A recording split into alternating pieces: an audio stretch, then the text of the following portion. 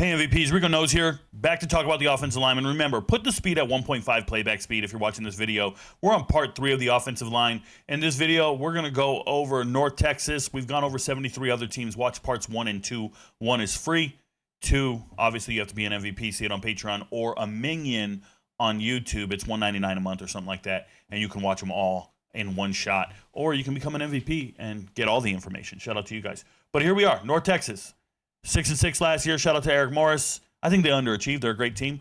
But we're looking at the offensive line here. Let's see what they got. We have Jim Toe coming in the transfer portal. He started his career at Temple. He was at Kent State the last 2 years. He started 20 games for Kent State. So he's showing up. He is 6'5", 335 pounds. Probably a pretty good get to get at left tackle. You have a starting guy. Yes, the team was bad. But individually, he's not a bad player. You're going to see their score as a 6.25. This means they're all-conference caliber type guys. They're pretty good. Johnny Dixon over here. This is a Virginia Tech transfer in 2023. He had 6 starts last season. He was honorable mention in the American, a Corpus Christi kid, so coming back home. I like him after getting no playing time at Virginia Tech. I think it's good. Another year under his belt. Looks like a pretty good pick there for him.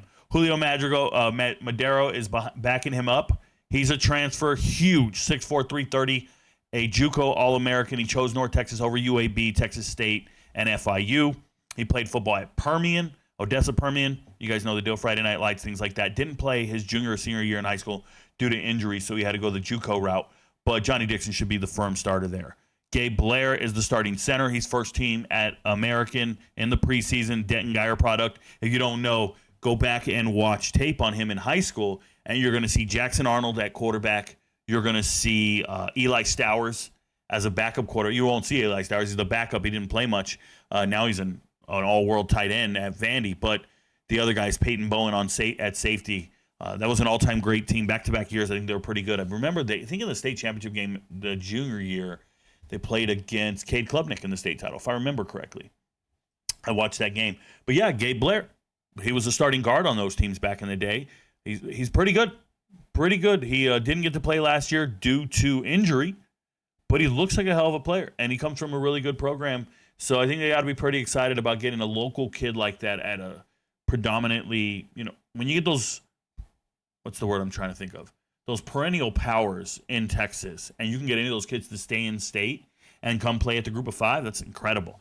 And in that case, Gabe Blair is your guy. So shout out to Gabe Blair. He's a beast, right? Absolute beast, like everything about him.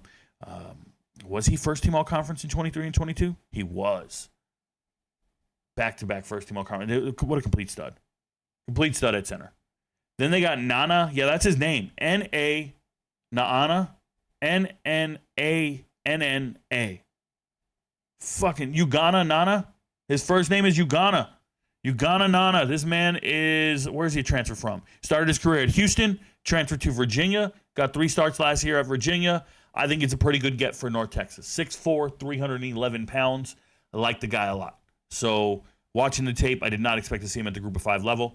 I like the fact that he toned it down a little bit, comes down here, and they're going to ball out of control with these guys up front. They are. The offensive line is legit for them. Higher than a 6 is pretty good.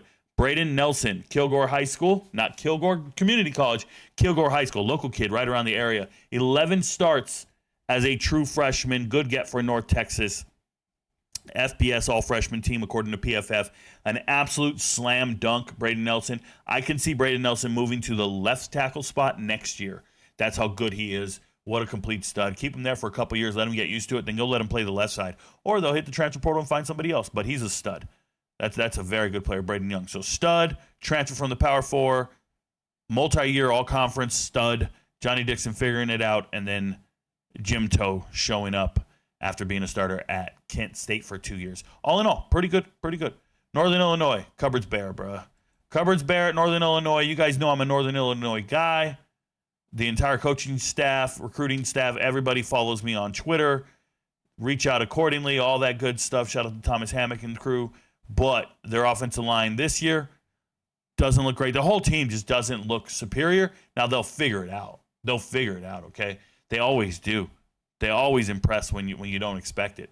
Evan up here. Evan is a first-team MAC left tackle. Best offensive lineman on the team. Only started underclassmen last year. Last year, they were very senior-heavy. That's why they were able to beat a team like Notre Dame. This is a whole new starting lineup for the most part, but Evan Malcor is that guy. Okay? He is that guy. And he can hide a lot of bad things going on over there. Jacob Welch, special teams guy last year. He's young, 6'6", 316. Aiden Tweedy, bro. Go watch his Twitter. That dude's lifting and breaking records. I think he broke the school record in the power clean. It's over 315 pounds.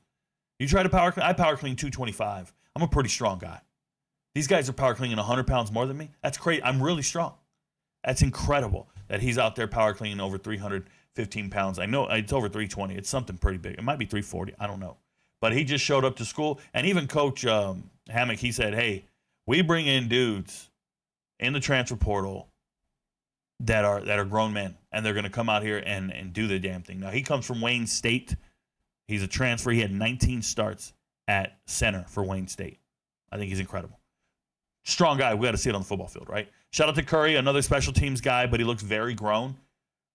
So it's just a stud at left tackle, stud at center. It's played around a little bit. Then you got two special teams guys at the guard spots. And then Thomas Pash is a rotational player, and he had 2 starts last season. Just feels like I should give him at least a 4.25. I should. You have an all-conference left tackle. You're a 4.25. We'll move it up a little bit because they got to be above average at that point, right? And I trust the program and the pedigree of it all. We'll go with it. Northwestern. Guys, we're going to try to – this episode might be longer than the others. We're going to try to finish every single team in this episode. So there's only 3 parts. Then I'm going to go have some dinner with the missus. She is back from out of town. Shout out to her. Northwestern went 4-8 last year. Offensive line. You guys know their offensive line coach, Bill O'Boyle, Coach OB. Former Kent State offensive line coach. Went to Colorado, was the Colorado offensive line coach. Obviously, they fired everybody. He went there with Sean Lewis. Did not follow Sean Lewis over to San Diego State. He got into the Power 4 ranks for sure. So he's now at Northwestern. When he got here, though, it's tough to win in the Big Ten with the guys that you have in front of you. So Xavier Gray, transfer from Liberty. He's huge. 6'8", 340. First team all-conference in Conference USA and a team captain 2 years in a row at Liberty. What an incredible get in the transfer portal for Northwestern. They're going to have a good left tackle. He can play football. I like him a lot. Martez Lewis leaving Minnesota. It's a shame that he left Minnesota. They needed him for depth. They needed him to maybe be in the starting lineup. Who knows? But he had 2 starts for Minnesota last season. He was mostly special teams and rotational guy. But he's been at Minnesota for 5 years. And I just talked about this. Lifting weights for 5 years in college, you get bigger, stronger, faster. And it's just one of those things where you're ready to go. Jack Bailey, I haven't seen him improve much. Now, Jack Bailey used to be a right guard. He's now the center. Jack Bailey came over. He is a former Kent State, Colorado guy. That year, Colorado won 4 games and shocked the world and was terrible on the offensive line. Jack Bailey was one of those starters. Wherever he goes, he's been able to start. I haven't seen him improve much, but wherever he goes, he's been able to start. Now, he started the first 4 games last year, and then he missed the rest of the season with an injury. I know Colorado fans hate him, but he's the starting center. He knows this offensive line well. Coaches know him well. They trust him. He's been doing this for a very long time. Doesn't feel like he's an above-average starter by any means, but he's better than Jackson Caricello, I guess. Evan Bernstein, South Dakota State transfer. Multi-year starter at South Dakota State. Second-team FCS All-American. I expected him to go to Washington State with Jimmy Rogers. He didn't go. His head coach got hired at Washington State. That didn't happen. So now he's here. This is a good get.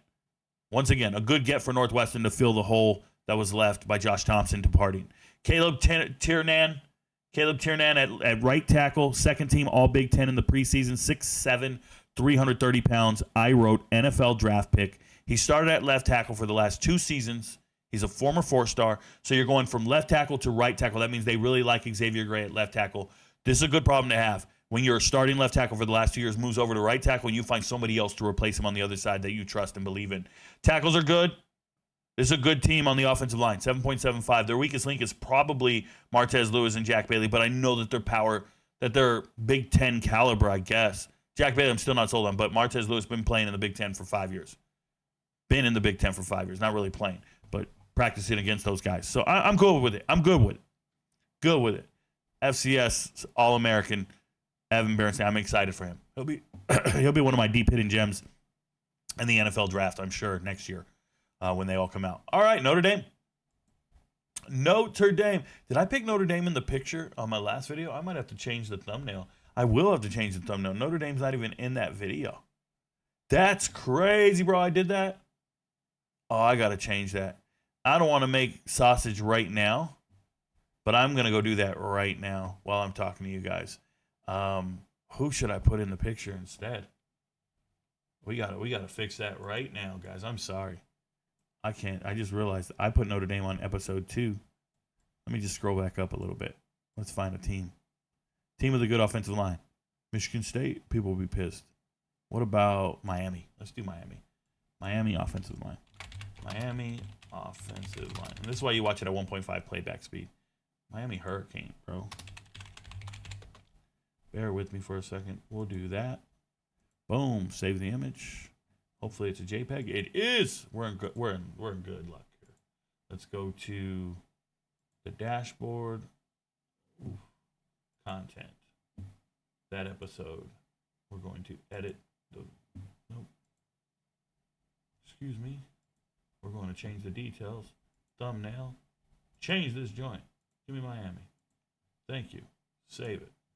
YouTube's done. We're going to Patreon. Edit this post. Edit the thumbnail. Select the frame. No. Edit the thumbnail. Upload an image. Miami. Done. Miami's in the episode for sure, right? Yeah. Next. Save that joint.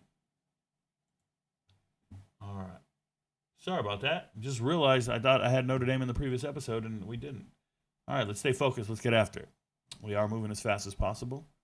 This one might be a little long. The notes are long on Notre Dame because they have a lot going on. But let's get after it. All right, so you see here Notre Dame, known last year for having all the right answers in the offense on the offensive line. They got the room figured out. They did some pretty awesome things. If they didn't lose any transfers, they would be at like an 11, okay? But transfers left. Things went wrong. Had a lot of injuries, and they were able to find answers on their own roster, which is awesome. Starting left tackle, let's talk about it. It was supposed to be Charles Jagusah. I'm going to talk about last year. Charles Jagusah, if I'm saying it right, I hope I am. I don't know. All right. He was supposed to be the starting left tackle last season. Then he got a pec injury right before the season starts. And Anthony Knapp over here shows up as a true freshman and saves the season. It's pretty incredible stuff. That's a Roswell, Georgia product. He's straight out of Georgia like everybody. Every great offensive lineman is from Georgia, just so you're aware. And he started 15 games last year, and then he got injured in the Penn State game. It doesn't matter. But he's a beast, okay? So he's a superstar. Starting left tackle as a true freshman at Notre Dame is insane. And you have Charles, who got injured with a pec injury, eventually comes back, all this other stuff. But what you guys got to know is that he just got injured. They have him penciled in right here at right guard. He's supposed to be the starting right guard. And he just got injured on 4th of July weekend on an ATV. All-terrain vehicle. Just ignorance. What are you doing? Messing around. You got a future to worry about. I know, Rico, you're no fun. Yeah, bro, it's no fun being injured and not pursuing your career and being great. So now they got to pick up the pieces. At left guard, they have Billy Shurath. Billy started 12 games last season for the national champion runner-ups. He's great. Ashton Craig started the first 3 games last season before missing the season with an injury. That's when Pat Coogan stepped in. So Pat Coogan steps in, but Ashton Craig was the real starter. Pat Coogan steps in, does great all year, and gave great pep pregame speeches. But Ashton Craig's the real starter. And that's probably why Coogan left, because you're not going to be able to start. They're going to give it back to this guy. So Coogan leaves to go to Indiana and gets paid. No problem there. Sullivan Absher. You see number 75? He's the backup left guard over here.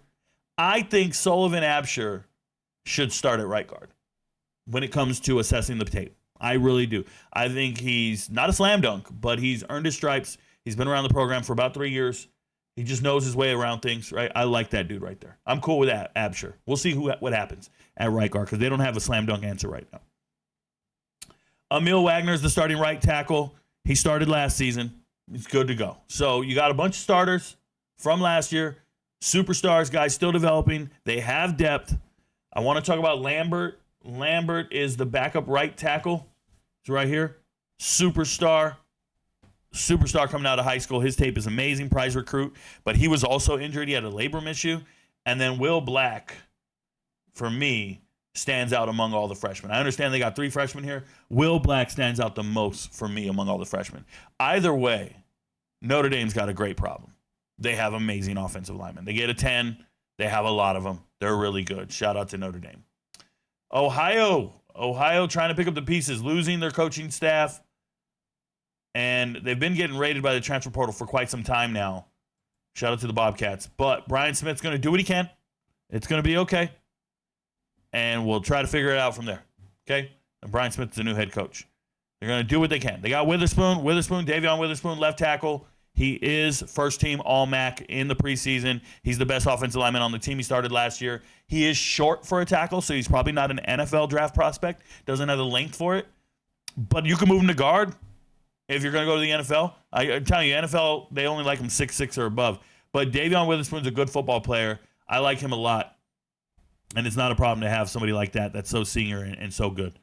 Okay, Josh Waite is the left guard who just came in from the transfer portal. He's a Division II transfer from Shippensburg. Could not find any tape on him, but he has started every single game last year, and now he's in your starting lineup. Congrats. Cam Wright, big, 6'4", 321, never a starter. This is a special teams rotational guy, and now he's ready to start. Maybe he'll be a multi-year starter. I don't know. I've never seen him play. At least not in an offensive line scheme for the most part. I've seen special teams, field goal units, things like that, but I've never seen anything that really matters. Trent Allen, right guard, senior transfer. Trent Allen, 4 starts. He played in 12 games. He's a Davenport transfer. Honorable mention in the GLIAC. Davenport is Division II. GLIAC, like I told you, the SEC of Division II, if you will. So Trent Allen moving up. It makes sense. If you're good in the GLIAC, go to the MAC. It's right there, and it's FBS caliber football.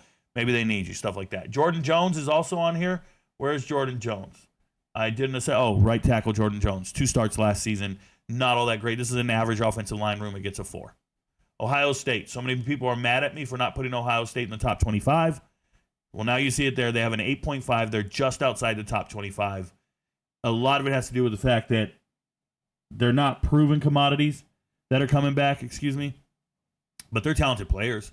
And an 8.5 means you have talent. You're just not an NFL draft pick. You're not elite like that, but you're definitely good. 8.5 is better than anything any group of 5 teams got, right? It's awesome. So Ethan is coming in from the transfer portal. Ethan is 3rd team, all Big Ten preseason. This is a Rice transfer.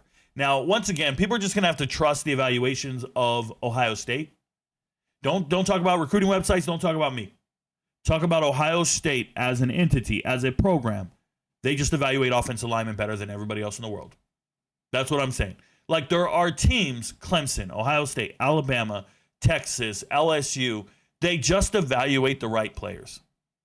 And those players go to the NFL. So when you see them put value into a transfer from Rice or Nevada, like in Oregon's case, the first thing all the recruiting websites do is go, oh, that's the best guy in the transfer portal. Oh, he belongs on a preseason list. He has to be. Why would they value him? Like, he's Rice, bro.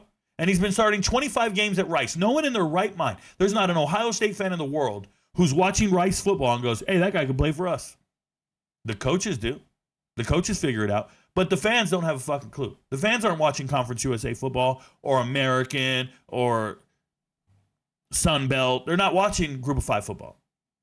The coaches are. And I think it's awesome. I think it is. So shout out to them. They found a guy who has 25 consecutive starts at the Group of 5 level. He is 6'6", 360 pounds. So I get it, man. You go out and you find a guy. I can't say that that's a slam dunk SEC Big Ten caliber left tackle, but apparently they can. And they will, and they're rocking with it. A lot of it has to do with the fact that the other left tackles they have are freshmen. I think that's what a lot of it has to do with. You have great freshmen with a lot of pedigree and all that stuff, and then you have a grown man who's been starting on Saturdays for the last 3 years. Who are you going to go pick? So they did what they did. Luke Montgomery started for the playoffs for Ohio State. It's his 3rd year at Ohio State. I said he looks like he belongs, even though he wasn't an every game starter. He looks like he belongs. Carson Hinsman, that's just the eyeball test, right? Carson Hinsman, 21 starts, 2 seasons left. He will dominate. Big center, 6'5", 300 pounds. I think he will dominate. Shout out to him. And I'm glad they finally trust him and don't go get a transfer to start over him. Tigra, I call him Tigra, Tiger in Spanish. But anyways, Tigre here is a right guard. Tigre played mostly in rotational things. He's not a starter, but I think the coaches aren't sold on him. That's why they added Phillip Daniels. If you ask me, why am I saying that? Because they added Phillip. Am I talking about Austin? No, I think they added Phillip Daniels to challenge him. Or did I say that about Austin? Maybe they added Phillip Daniels to challenge Austin, and then Austin started. That's what I was trying to say. I apologize. Tegra's fine. He's just a non-starter, but he's fine. So the right side of this line is 8-ish, like a score of 8. And you've got a center I believe in, but he's never really done it. Luke Montgomery's the only real slam dunk here that I feel good about. Everybody else is just kind of like, trust me, Rico, trust me. And I say, all right, trust me. 8.5. Trust that, motherfucker. Like, we're moving on. Oklahoma, 8.25 on the offensive line. I know a lot of people are high on Oklahoma this year.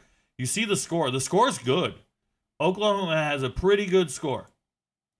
But I've seen Brent Venables do less with more for years now. And the way they have this 84 is because I gave him a 10.5 in the running back room. I really did. And I like the running back room. I do. But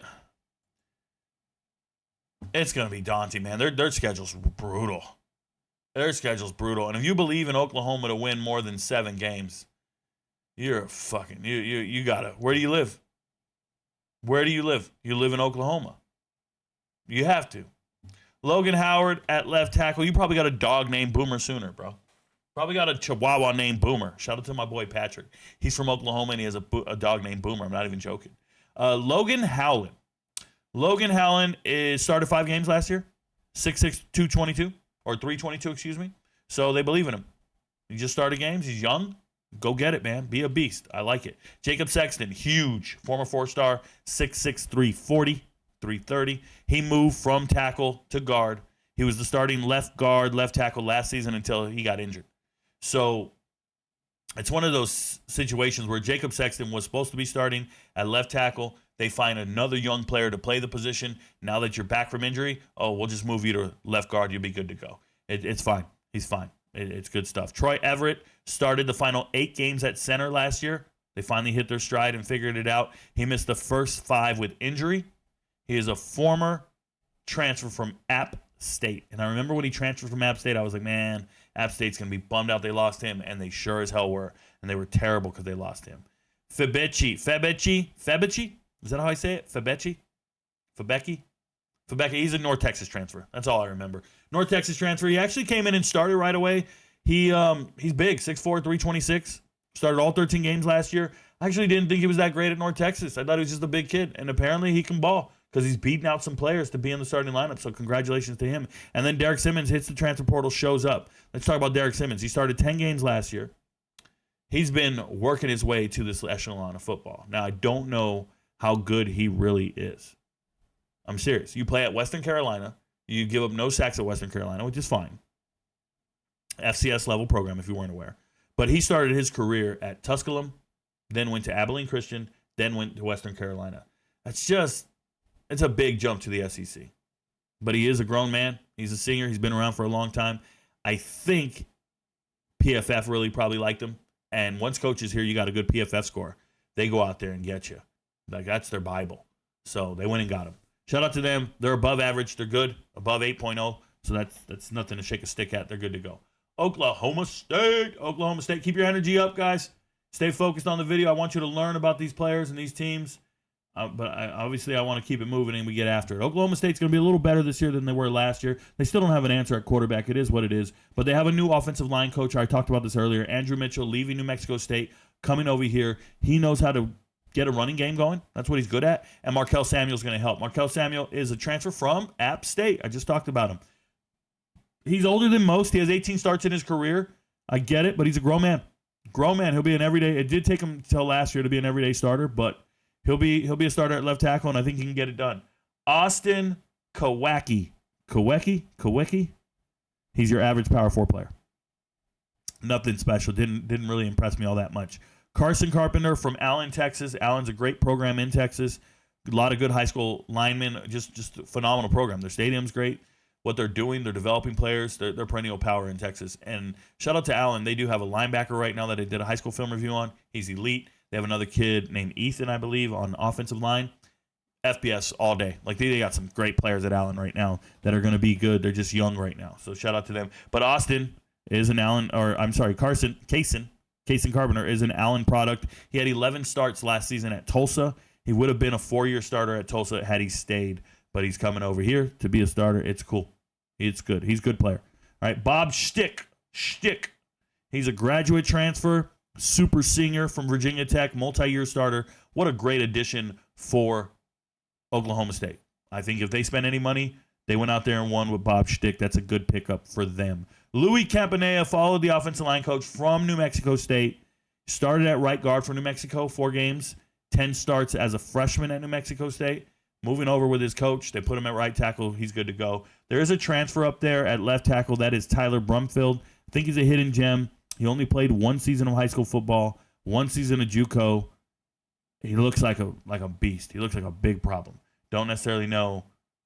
He'll be the starter next year at left tackle, maybe. I don't know, but he just looks really, really good. It's one of those guys. And then Weber State transfer Lavaca coming over. They're just getting some big, beefy dudes to add some more depth to the offensive line. Hopefully they have no injuries. But I really like the way that they address the center and right guard position. Hope that works out for them. All in all, 7.25. Not a slam dunk, especially at the Power 4 level. They're just good enough. ODU looks great. Old Dominion's offensive line is the bee's knees. Now, they only went 5-7 last year. But they have this quarterback in Colton Joseph. He looks like Johnny Manziel. You heard me right. He looks like Johnny Manziel 2.0. There's no way Colton Joseph can have the same year he had last year and teams don't come to get him. And a lot of it has to do with the fact they had a great running game. And they don't have any superstar running back. They don't have anybody that you're going crazy for. Remember James Markey? He's a Delaware kid. I did a high school film review on him, helped him get signed to ODU.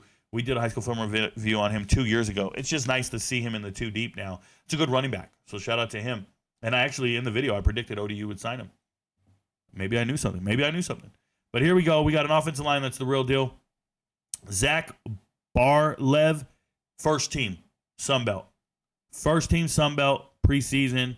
This is an Illinois special teams guy. He started 12 games last year, but just understand that he was at Illinois for years, not starting at all. He's just a special teams guy. And then he shows up over here, and he's all conference in the group of 5. He was ready to play. He's good to go. It's just an incredible offensive line at Illinois. It's hard to become a starter over there. Remember, they got to score like 9.75. So if one of their backups leaves, goes to ODU, and becomes a starter at the left tackle position, and he's first team all conference, bee's knees. Shout out to Zach. Martin Woodsma, left guard, 7 starts last season. Good guard play. Part of the reason ODU led the Sun Belt in rushing as a team is what I wrote. So they got slam dunks on the left side. Ryan Joyce coming in, multi-year starter at Fordham, an FCS guy, moving from guard to center. So it's his first time playing center. He's been a multi-year guard starter. So shout out to him. He's beating out Colin Heinrich. That's impressive. Colin Heinrich is an IMG product. St. John's kid, South Carolina transfer. Georgia State, he was depth.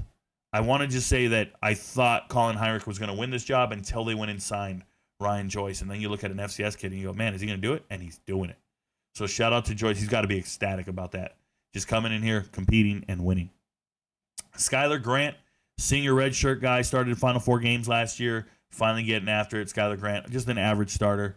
But it's good to have returning production, so we'll take it. And then DuBose Bourne started 10 games last season, final 9 at right tackle. He also started 13 games at right guard back in 2023. So he's a multi-year starter. You got a multi-year starter, a returning starter, a transfer with 3 years of experience coming in. Woodsma, who by all accounts is a slam dunk. I think he's the bee's knees, okay? And then Zach Barlev is the real deal. So, yeah, man. Looks like a lot of continuity, and you get a 7 for that.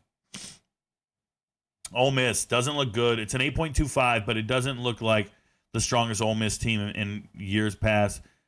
Ole Miss just feels like it's not going to be a good year. Shout out to the Rebels. 9-3 last year. It doesn't feel that good this year.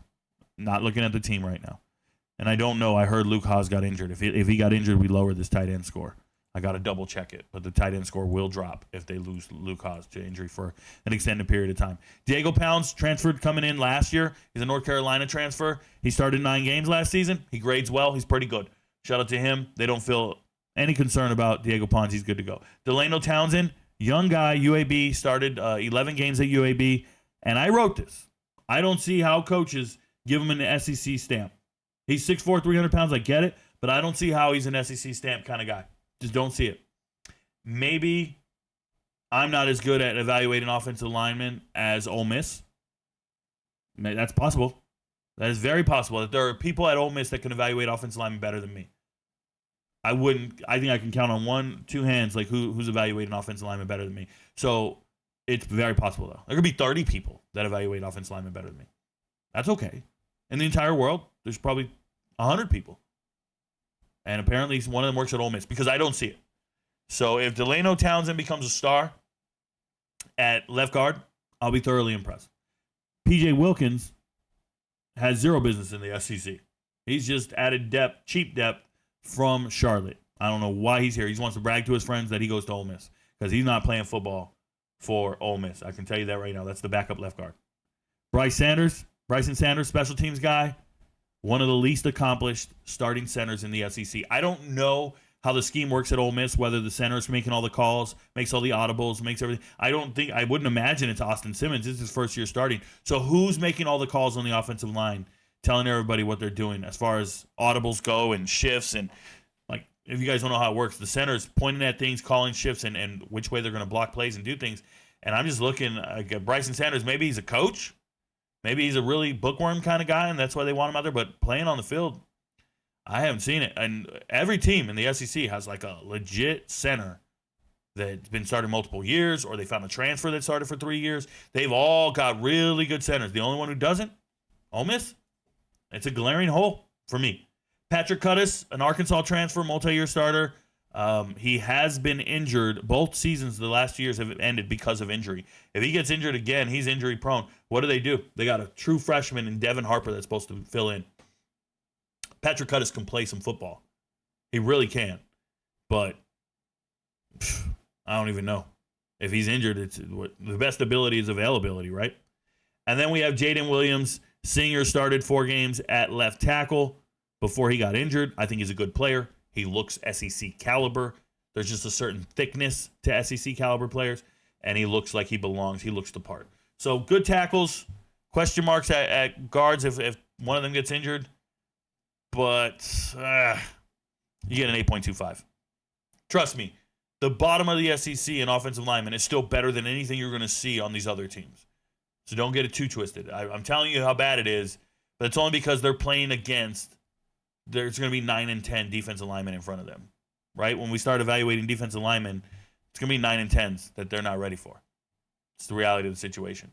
Oregon, you get a complete 10. I know some people think Oregon's going to be down this year.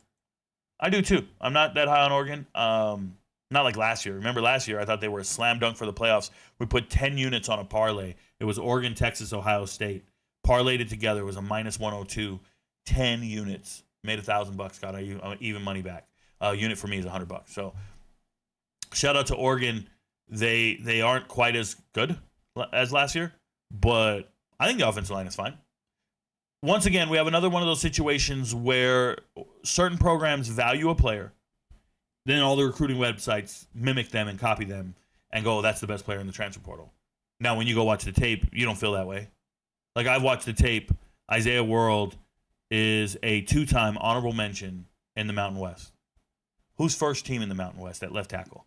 He plays at Boise State, okay? He's an All-American. The fact that he didn't hit the transfer portal is one thing. But what I'm trying to tell you is, like, Isaiah World is not the best left tackle in the transfer portal.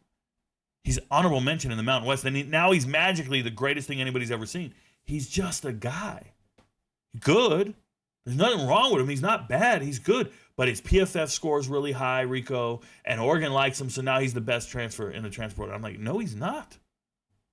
And I refuse to believe it. This Emmanuel Pregnon at left guard is better. Emmanuel Pregnon, to me, is better than Isaiah World. I'm not joking. And it's not close. Pregnon is an NFL caliber player. So is World. But I'm on Pregnon all day. First team All Big Ten preseason, best offensive lineman. And if he was still at Wyoming, Wyoming would have the greatest offensive line the group of 5 has ever seen. Wyoming's got an 8 score, just so you know. Wyoming's great on their offensive line this year. And Pregnon started he used to be at Wyoming, then he went to USC, and now he's here. This guy's the real deal. The real deal. His PFF scores are amazing. Emmanuel Pregnon. That's the best transfer.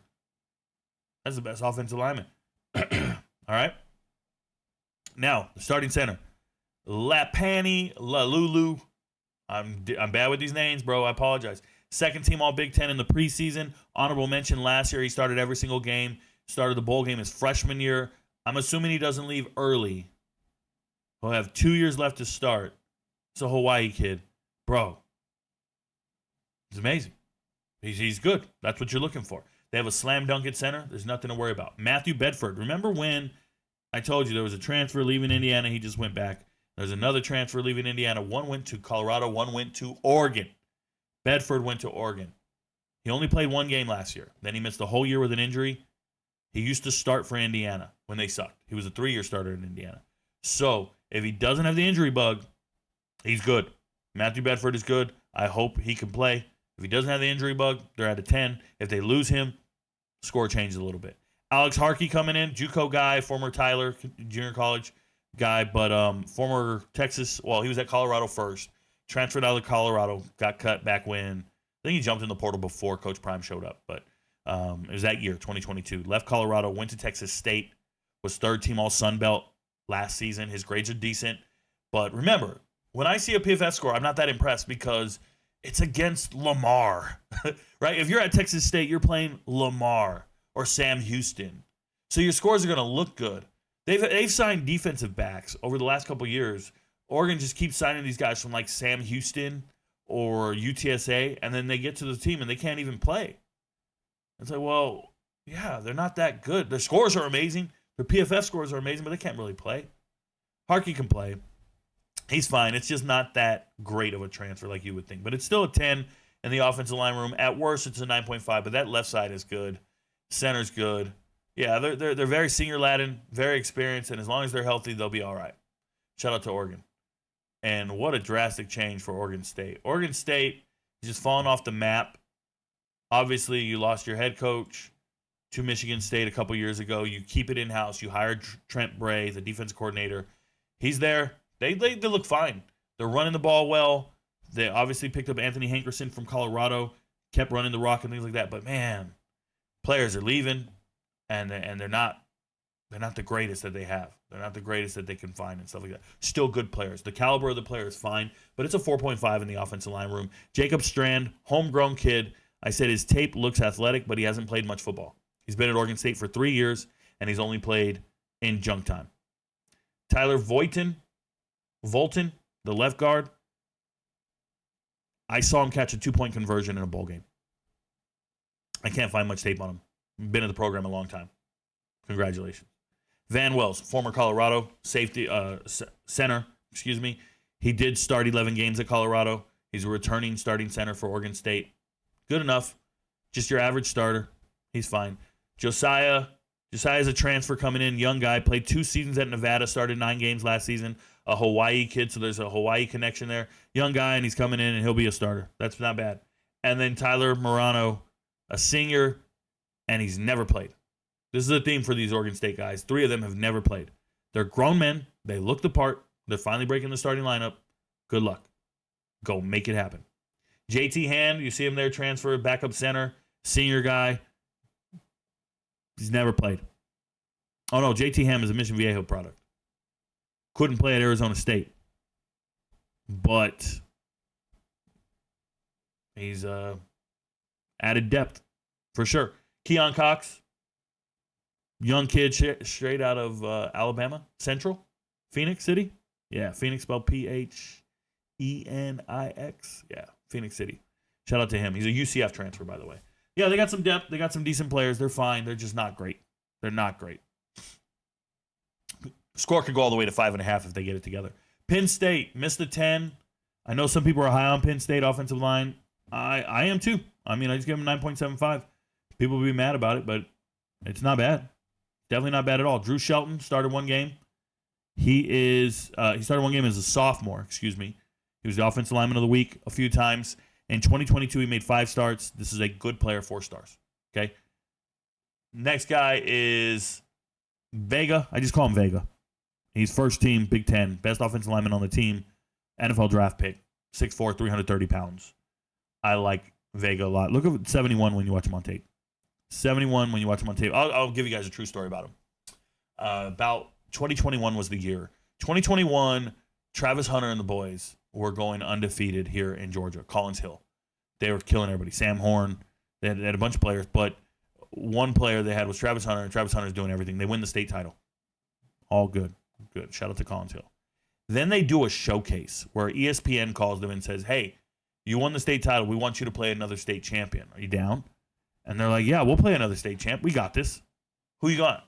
And they go and say, well, you're going to play Graham Capucin or something like that. Graham Capucin. It's a hyphenated school from Washington.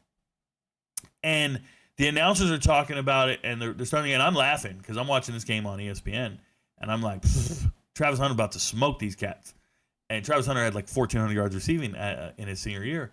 And these Graham dudes come out, and they got a quarterback named Joshua Wood. He's since transferred from Fresno to Idaho. And Joshua Wood comes out here. He's an all-world quarterback, and he ends up winning the game on a Hail Mary. And they win the game, and they beat Collins Hill. It's crazy. I'm sure that Travis Hunter doesn't ever want to talk about it because they went undefeated, and they had to go play this team from Washington, and you lose to them. It's just crazy because you're the best team in Georgia. This is nuts. But in that game, there was this guy, Vega. Vega was one of the linemen in that game for Washington. Holy shit. He was so good. He was the problem. He's the bee's knees. Absolutely. The first time I got introduced to him, they're showing the pregame workouts and stuff. You know, they do the pregame warm-ups. And they're showing you all the guys. I'm like, we got this. We're Georgia. We're winning in the trenches. Shout out to the Eagles. Collins Hill, they're the Eagles. And I'm all excited. And then I see this dude Vega come out, and I'm like, oh, my God. That dude's a monster. And they had 2 other white dudes. I forget their names. They had the same last name. I never knew what happened to them. They were good, too. Yeah, they were good, too. It was a good team. A good game to watch. Shout out to them. Nick Dawkins, starting center here. 3rd team All Big Ten in the preseason. He is the team captain. He started every game last year, and he won the Danny Warfel Trophy. I don't know what that is, but it sounds like a trophy worth winning. Cooper Cousins is the right guard. He's a true freshman All-American, 6'6", 311. I believe that Penn State evaluates offensive linemen better than 95% of other college football teams. So they find the right players, and they found one of the right players in Cooper Cousins. Doesn't matter if he hasn't played a lot. That's a very talented young man. I like him to death. He's good to go. He's good to go. And then Nolan Rucci at the bottom there. This is a former 5-star guy. He started 6 games last year. I remember when he transferred from Wisconsin, it was a big deal. Came all the way back over here because he didn't play at Wisconsin. But, yeah, really talented group. Look great on tape. A bunch of grown men. Shout out to Penn State. I expect big things from Penn State this year. Getting a score above 90% is essentially – this gets you into the playoffs, essentially. Yeah, you got to believe in Penn State this year for sure. Let's go to Pitt. Pitt really surprised me in the offensive line room. I did not expect to see an 8.25 from Pitt. They're having to figure it out. They got rated by South Carolina last year on the defense and offense. Like, South Carolina just took everybody that was good at Pitt and put them on their bench, essentially. And so now they have this team here, and they had to find answers. So who do they have? Well, first they have Jeff Percy. He's 6'8", 315 pounds. He's huge. He's older, and he's a transfer from Michigan. And he did have 3 starts at left tackle. He's played in 41 games. This is a tight end in high school. Went back to watch his tape. Converted to tackle late in his I said late in his high school years he converted offensive line. I think he could be a hidden gem for Pitt. Very athletic, moves well. I like Jeff Percy. These are the type of stories where guys become NFL players. So shout out to them. They have a Jeff Percy problem, and I like it. Kendall Stanley at left guard. Stanley's a Charlotte transfer, 13 starts at Charlotte. He was playing right tackle, and he did well. He was honorable mention in the American, and then he's now moving to left guard. This is important. Shout out to him for getting that shot at left guard. It'll work. They have Gavea behind him. Keith Gavea, he's just cheap depth. 24 starts at Richmond. Just a good trend for Power 4 teams to go out and get FCS depth, quality guys, singers, not starters, but they're ready, at the ready. And if anything goes wrong, you're not having that catastrophic drop-off, if you will. Lyndon Cooper's a beast at center, probably one of the best player on this team, if you ask me. He's a leader. He's second team All-ACC in the preseason. Shout out to Carrollton, another Georgia product, out of Georgia straight up. He started his career at NC State, if I remember correctly, but he grades out well. I like him. B.J. Williams right next to him. B.J. Williams, shout out to Creekside, another Georgia product. Creekside, I think B.J. Williams is a pro. They're not talking about it. I'm surprised he stayed at Pitt, but B.J. Williams is a pro. Professional all day long. His tape looks amazing. He started 6 games as a freshman, and then he started all last year. I think he's a pro. I'm going to keep saying it over and over and over. I think B.J. Williams is a pro. All right, Ryan Bayer is the last one at right tackle, multi-year starter. Moved to left tackle for a little bit last year, but probably glad to move back to right tackle. He is 6'7", 325. This is a very good offensive line group. Very good. 8.25 sounds about right. Could be a little higher, but I'll leave it there. And then we got Purdue. You guys know I've been shitting on Purdue. I think Purdue's got a tough schedule. The cupboard's bare at Purdue, but the offensive line's good. So we might have a problem here. I'm on Purdue not to win a lot of games next year. They're not. The 63%'s good. It's not better than the guys they're facing, but the offensive line was good. Offensive line was good. 7.75 above average for the most part. Joey Tenona, if you need a feel-good story, talk about Joey Tenona. Joey Tenona, former 4-star coming out of high school, and he went to Notre Dame. And he's at Notre Dame. No shame in not starting at Notre Dame. He's just working out, just trying to get after it. And eventually, Joey Tenona gets in a car accident on the way to the campus on a winter day. He gets in a car accident, has a concussion, and he can't clear concussion protocol after the car accident, and they never let him play football again. And he actually ends up medically retiring. Now, I don't know if that meant Notre Dame didn't think he was good enough and they didn't want to keep him on scholarship and all this other stuff, but he medically retires from football. And then he hit the transfer portal in 2023. So when I saw him in 2023 in the portal, I thought, wow, this guy medically retired. Where's he going? And he signed with Purdue and Ryan Walters. Ryan Walters, he's there. He's not ready to play. He's just kind of sporadically contributing here and there, but he's not there. Got a brain injury. He's not ready. And then Ryan Walters and all them get fired. Barry Odom comes in and all these guys, new coach comes in, and what happens? He's good to go. He's now the starting left tackle. This is a comeback story of all comeback stories. Joey Tenona, he's a little older than most because he missed those 2 years, but this guy's got a shot, man. What a great comeback story. I hope it happens. Shout out to Joey Tenona. He's obviously, at one point, he was too talented to be at Purdue. They'd be ecstatic to get him, and now they got him. Jalen St. John, UNLV, multi-year starter, coming over with the coaching staff. 6'5", 325. Good. Second team All-Mountain West. I like him a lot. Purdue would never land a transfer like this without the relationship they have with the coaching staff. That's how good Jalen St. John is. So shout out to them. Center, is Vaccaro there? Yeah, Vaccaro's at center. There we go. Vaccaro's at center. Best offensive lineman in Canada. If you don't know Canadian football, I actually don't know it that well. I've talked to a couple of the players, some of the agents, things like that. But there's U Sports. It's called U Sports. It's essentially the SEC of Canadian football. And he was the U Sports Offensive Lineman of the Year. First team All U Sports. So if you hear a guy's first team All Canadian, first team All U Sports, he played at Manitoba, 2-time All Conference guy. Cool. Let's get him. Now, he played his high school ball down in Clearwater, Florida. And he went up there to Canada. I don't know if he was getting recruited or not. But I want to give a lot of credit to Purdue for looking everywhere to try to find linemen and finding a guy that they think can be better than anybody at their school, and they got him. Braden Joyner, he's a young stud. He started 5 games last season for Auburn as a freshman, and he's a former 4-star, and I think it's amazing that they have him from the transfer portal. This was going to be a multi-year starter in the SEC, and now he's at Purdue. So the offensive line just looks like a bunch of young guys, obscure young dudes that are just ready to ball, bro. It looks like if they can put it together, they're going to have a beastly offensive line. They're going to have a problem, okay? Jude McCoskey, 6'8", 330 at right tackle, 6'8", 330. Started 11 games at Indiana State last year. I want you to think about this. He was with the Sycamores. This is FCS football. Sycamores, Indiana State. Shout out to Larry Bird. Terre Haute. And he started 11 games at left tackle. He was the multi-year starter. I went and watched 2 games. I saw a game on ESPN Plus that I had saved from North Dakota State, and then he had another game against Houston Christian. Those are the only 2 games I could find. And he played well. And he played well in both the games. So I'm watching a guy who used to play left tackle, and now they bring him in, and he's 6'8", 330, and they're like, nah, you don't need to play left tackle. Over here, you play right tackle. I already told you. The hierarchy of linemen, left tackle is your best player, right tackle's your least accomplished player, and they're bringing in a stud guy who's been a 3-year starter at the FCS level to be your right tackle. I just think it's a good thing, man. I'll say that they found the right guys. I wrote some notes on the other guys, and I wanted to address them real quick. Mark Nave, Kentucky transfer. He's up here. He's a freshman. He's just young. He hasn't played yet. Hank Purvis, UNLV depth guy, moving over as well. Probably not going to play. It is what it is. Terrell Green, I wrote EKU transfer, FCS freshman, All-American, huge, 6'5", 355. He's moving to left guard, or I would move him to left guard is what I wrote.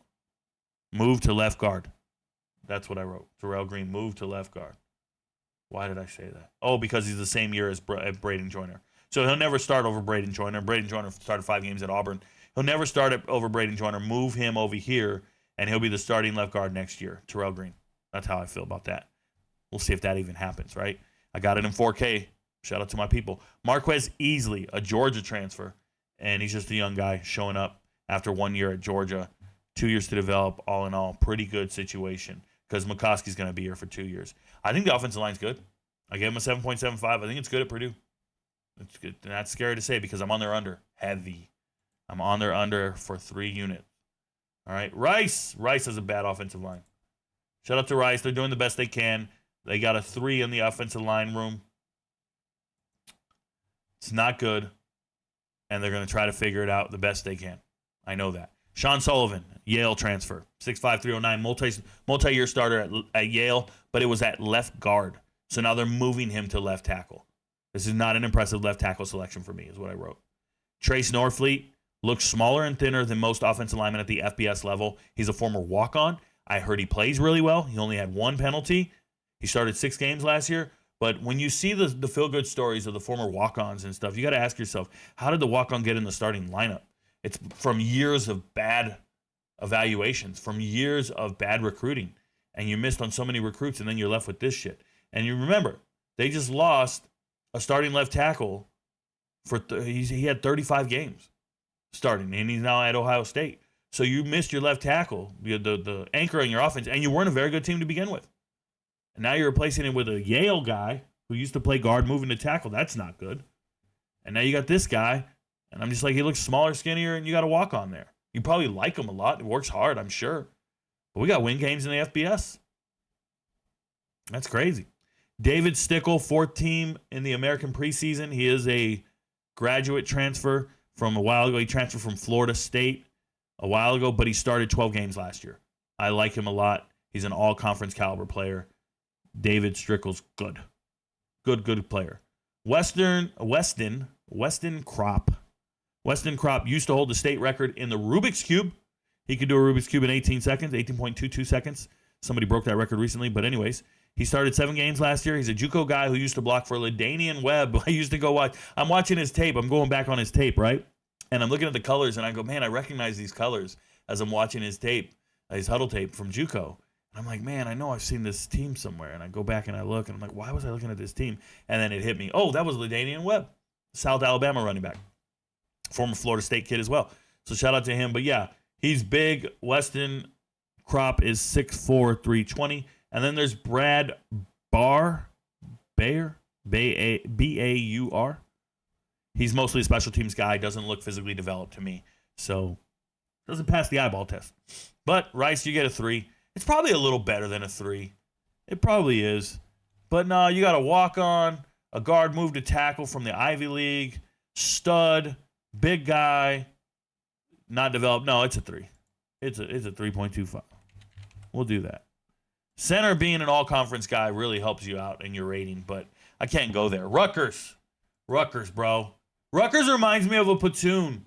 You know, I'm a retired first sergeant in the Army, and when you see the movies in the Army, every guy you see yelling, Full Metal Jacket, all the drill sergeants, all those guys that you see in movies, those are all staff sergeants or sergeants first class. Those are all very senior NCOs, or they're veterans. They're battle tested. They've been around. They're all platoon sergeants is what they are. So when you see the depiction of somebody yelling in the Army and being in charge, it's always a staff sergeant or a sergeant first class. If you don't know the rank system, a first sergeant is above all those guys, and those guys work for the first sergeant. I'm bringing this up because as a first sergeant, I have a lot of platoon sergeants and a lot of squad leaders. They've all been in the Army. They've all been doing their thing. I have a lot of respect for them as leaders. They all are in charge of a dozen people or so, 30 people, whatever it is. They're all in charge of, but as a first sergeant, you're in charge of hundreds of people, right? So I bring this up because when I looked at Rutgers, I thought of their offensive line as like a group of combat veteran staff sergeants. Like just some dudes hanging out, shooting the shit. You walk up as the first sergeant, they look up at you and go, "What up, Top?" And they know you're in charge. They know you're their boss. But they've been at it so long, they're so tired that you don't need to yell and scream at these dudes. Some of them got mustaches. Some of them are just a little crusty. They got dirty uniforms, but they're going to get shit done, bro. You don't need to yell at them. You don't need to belittle them. They're not children. They're probably in their early 30s, late 20s, early 30s, and they know how to handle their business. You got a lot of respect for these guys. That's how I feel about Rutgers offensive linemen. As I was watching them, the entire team, they're all senior offensive linemen. And look, seniors and no transfers. And there's no transfers in the starting lineup here on the offensive line. These guys are homegrown, the real deal Holyfield offensive linemen. They're just bad flippers, bro. I'm watching the tape and I'm going, they're ready for this joint. They're ready for this joint. And shout out to Hank for for transferring here to be with his older brother. But this is a real offensive line. Big Ten, born and raised. They can move some furniture up in this bitch. I'm telling you, I like them a lot. Tyler Needham, third team Big Ten preseason, best offensive lineman on the team. I wrote grown man, even started a game last season at tight end. He's not tall enough to be an NFL prospect, but a team leader and a very good football player. I like these dudes. I'm watching them. I like them all. Brian Felter, the left guard, Bergen Catholic product. Bergen Catholic, completely stud program out there. I said he's been starting since he was a freshman, but never starting for the entire season. He's a man-child. He's been honorable mention back in 2023. And then I wrote, these guys look like war veterans. These guys just look, I'm watching the tape, and they look like they got fucking tape hanging off of them on every single play. They got just knee braces everywhere. They just look like they've been in a war. And maybe they have been. Maybe the Big Ten in the winter months is a war. You ever try to play in Jersey? Outdoors in that rain and other, like, it's brutal, bro. Shout out to them. Gus, back-to-back honorable mentions in the Big Ten. Just another grown man. This is a Colorado kid. Won a state title in high school. I think they went 15-0, if I remember correctly. Shout out to Gus. Another grown man. And then you've got a junior redshirt, which means you're a senior. You've been in school for 4 years already. And his name is Asamoah. Asamoah is 4th team Big Ten preseason. 6'2", 320. Honorable mention last year in the Big Ten. Former powerhouse, Pickering Central. Yeah, he's from Ohio. Pickering Central. I don't know how to say it right. Am I saying it right? Pickering? Pickering, they have a bunch of schools with a bunch of different directions. Pickering Central started last 3 games as a freshman, 5 starts in 2023, and then last year he played solid. I liked what I saw from Asamoah on tape. Good player. And then Taj White at right tackle. Taj White, not great, but he had 9 starts last season, and he's played a ton of football. Remember, when I start off a description of somebody as not great, that means when I watch the tape, I either saw somebody just beating them like with the simplest moves, or he's blowing right past them with athleticism, things like that. So it's not good. But you'd be hard-pressed to find another group with just some badass dudes. They're probably not ever going to be first sergeants. They're probably never going to be in charge of everybody. But they'll get the task done. I want you to think about it. I'm using this Army analogy for you guys. I have leaders in the Army that I can trust to go do a task, to go get the mission done, whatever it is, and I know they're going to do it. Probably not ever going to take my seat. But no shade, no shame. They're great. These guys are probably not NFL draft picks. But they got 5 dudes who've been at this program together. They're all brothers. They've been together for many years. And they're not transfers. The continuity. You just don't see this in college football right now. You don't. I'm excited for what Rutgers is going to do up front. And their running back. These two right here, Antoine Raymond and C.J. Campbell, they're going to just put up some fucking numbers, bro. Rutgers obviously has a struggling. They struggle to win games. I get all that.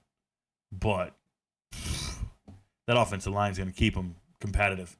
I like their offensive line a lot. Shout out to Sam Houston. Let's get after it. Hang in there, y'all. I'm just going to keep talking. I don't care.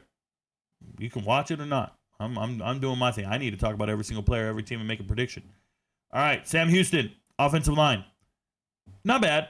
It's an average, a little bit above average for a group of 5 team. We have Colt Dietrich up there, started 7 games last year. Young, good player. Like him a lot. I like anytime somebody starts as a freshman at left tackle, you're pretty good. I know you're better than the people on the team, so I'm with you. Rhett Larson, an SMU transfer. Didn't play at SMU, but he was a Conference USA freshman team. All Conference USA as a freshman. Started 9 games at right tackle. Now he moved to left guard for the final 4 games on tape. But now he's going to be at left guard moving forward. But he was right tackle initially, then moved to left guard. Remember, right tackle, that's just your spot to get on the field, and then we'll figure out where we can move you from there if you can play all the other positions and pick it up.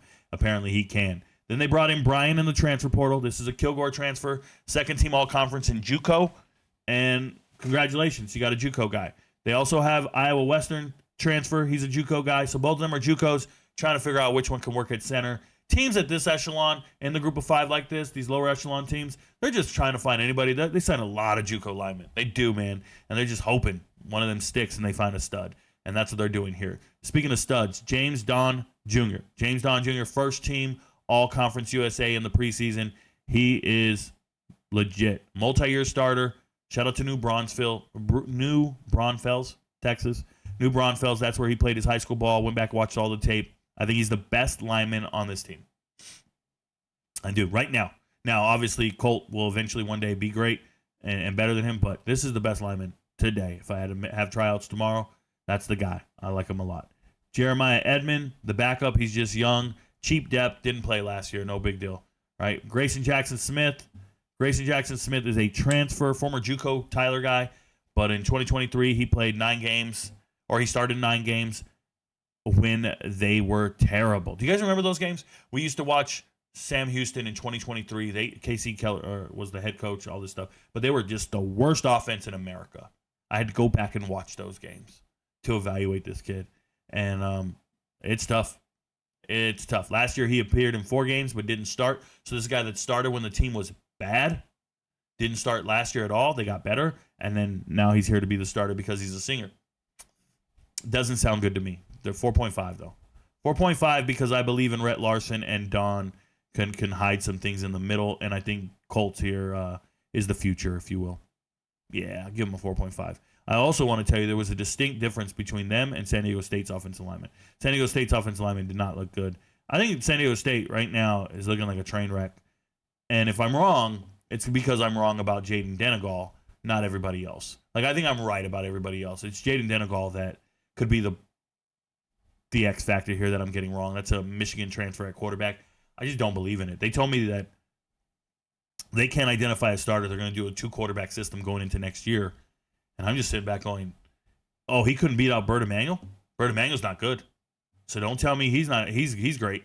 Don't do that. You couldn't beat out Bert Emanuel. We're still splitting reps? Not good football.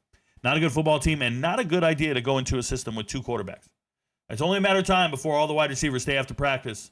And shout out to my boy Jacob Bostic up here. But all the wide receivers stay after practice, and they run extra routes for only one of the quarterbacks, the one they like. And they start doing things with the one they like. They sit at lunch with the one they like. It's going to divide the locker room. One of the quarterbacks is going to have more of the team believing in him than the other.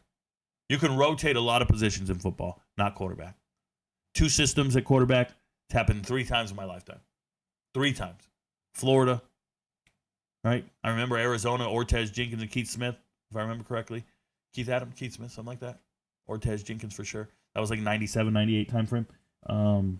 Florida, Tim Tebow, Chris Leak, and Ohio State, JT Barrett, when they were trying to figure out who's going to be starting between JT Barrett and what's his face with the gun, with the arm, with the cannon, Cardell Jones, something like that. Yeah, remember that? Anyways, it's never really worked anywhere else. It doesn't work. San Diego State's going to be a mess. Shout out to Sean Lewis, new head coach. He's been there 2 years now. I just don't believe in him. Offensive line, let's get after it. Christian Jones, 6'8", 330, was the top left guard going into camp. Now he's the starting left tackle.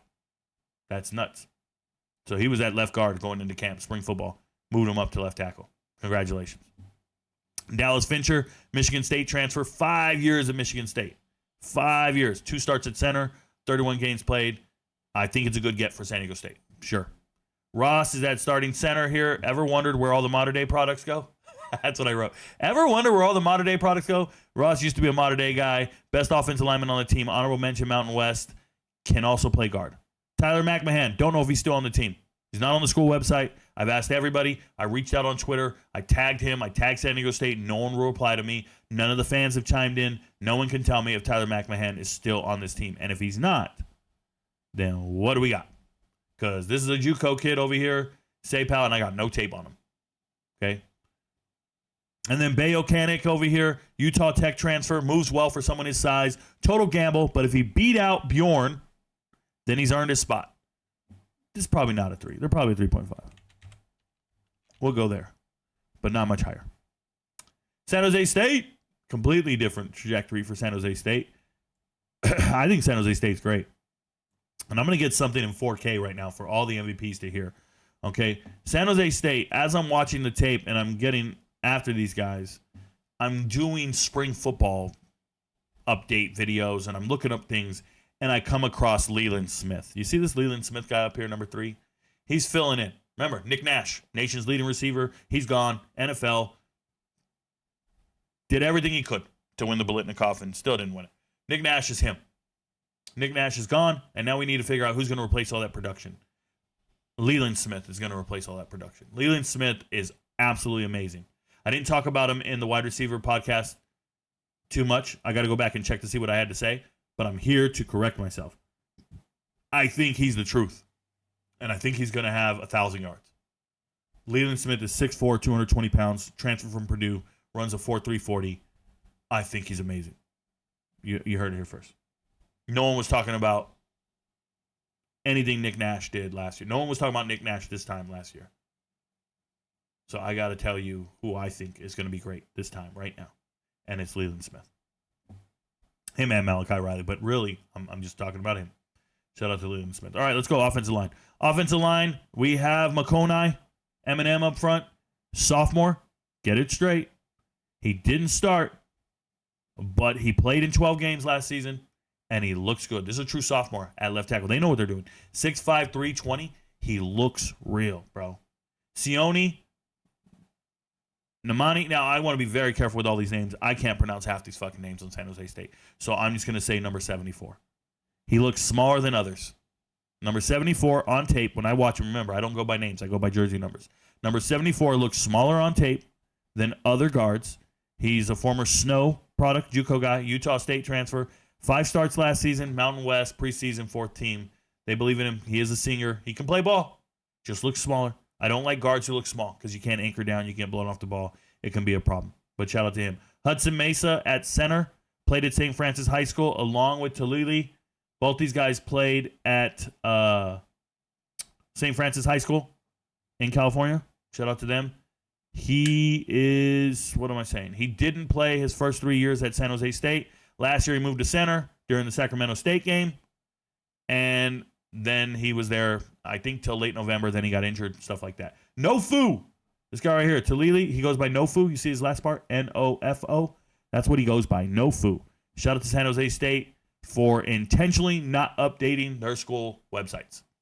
So this is when schools are lying about who's on their roster, what the depth chart is, how much these players have, what their accolades are. Like, schools will just not update the depth chart, will hide the spring film, will do everything they can so nobody can see their players because they don't want anybody to recruit their players and take them.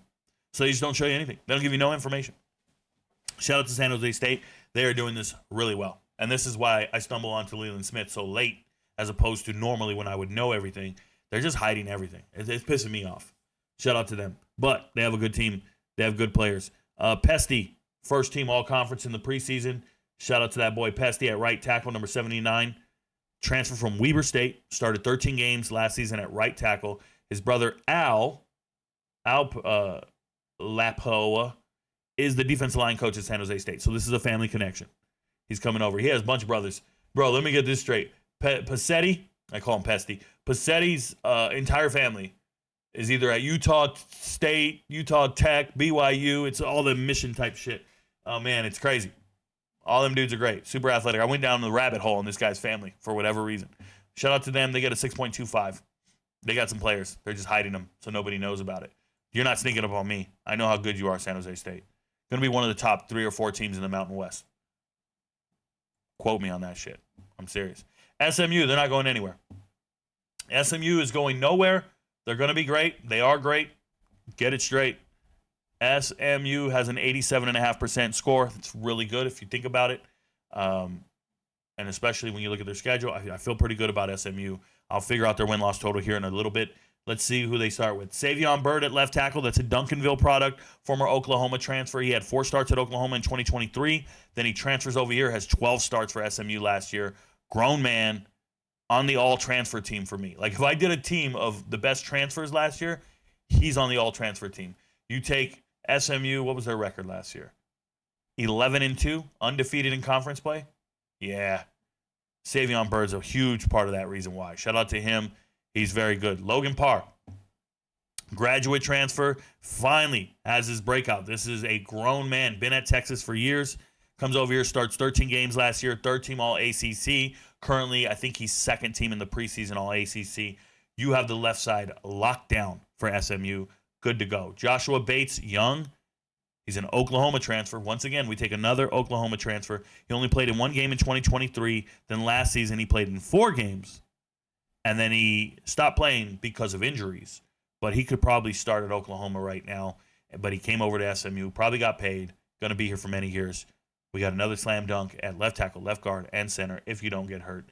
Right guard, Addison Nichols coming in. This is a Greater Atlanta Christian product. Shout out to Georgia, another Georgia lineman going all the way. This is a guy who started his career, I believe, at Tennessee, went to Arkansas, and then he transferred. He didn't play much at Tennessee, but he's a legit 4-star coming out of high school. Started 12 games last year at Arkansas. Proved he could play in the SEC. Now he's transferring to the ACC. I like it. And then P.J. Williams, he's just a pro. P.J. Williams, 1st team All-ACC in the preseason. Former 4-star. Remember, he was kicked off of Texas A&M. Thugged out, doing stupid shit. I believe he was one of the guys smoking weed in the locker room. Then I think he was speeding around in a car. Or remember they had like 4 5-star dudes they got rid of and stuff? He's one of the guys that was getting kicked off the team and suspended. They might not say anywhere on the internet that he got kicked off the team, but he didn't get to play, and then he left. He got kicked off the team. He's very good at football. If he got rid of all the bad decision-making, sky's the limit. Sky's the limit. Very good offensive line for SMU. Went ahead and gave them a 9.25. It's just one of those situations where they probably deserve a 9.5. And I'm going to give it to them. Shout out to them. South Alabama. South Alabama actually not bad. Better than anticipated if they got a 5.5 because I didn't see that coming before the video started, okay? So shout out to them. South Alabama, Jordan Davis, 2nd team All-Sun Belt. Where's Jordan Davis? Am I tripping right now? South Alabama, Jordan Davis. Okay, our lad, you effing with me. Jordan Davis is on this team. Jordan Davis is on this team, starting left tackle. I don't want to hear anything else. He's been the starting left tackle at South Alabama for 2 years. I don't know what's going on here. We're good.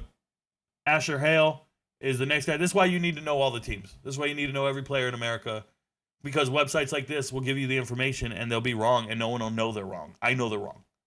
Asher Hale, the left guard for South Alabama. Freshman last year, started in the bowl game, looked good on his assignments. At times, he and Jordan Davis look weak at contact, but it's probably pad level, and it just looks like they need to keep lifting weights, both of them.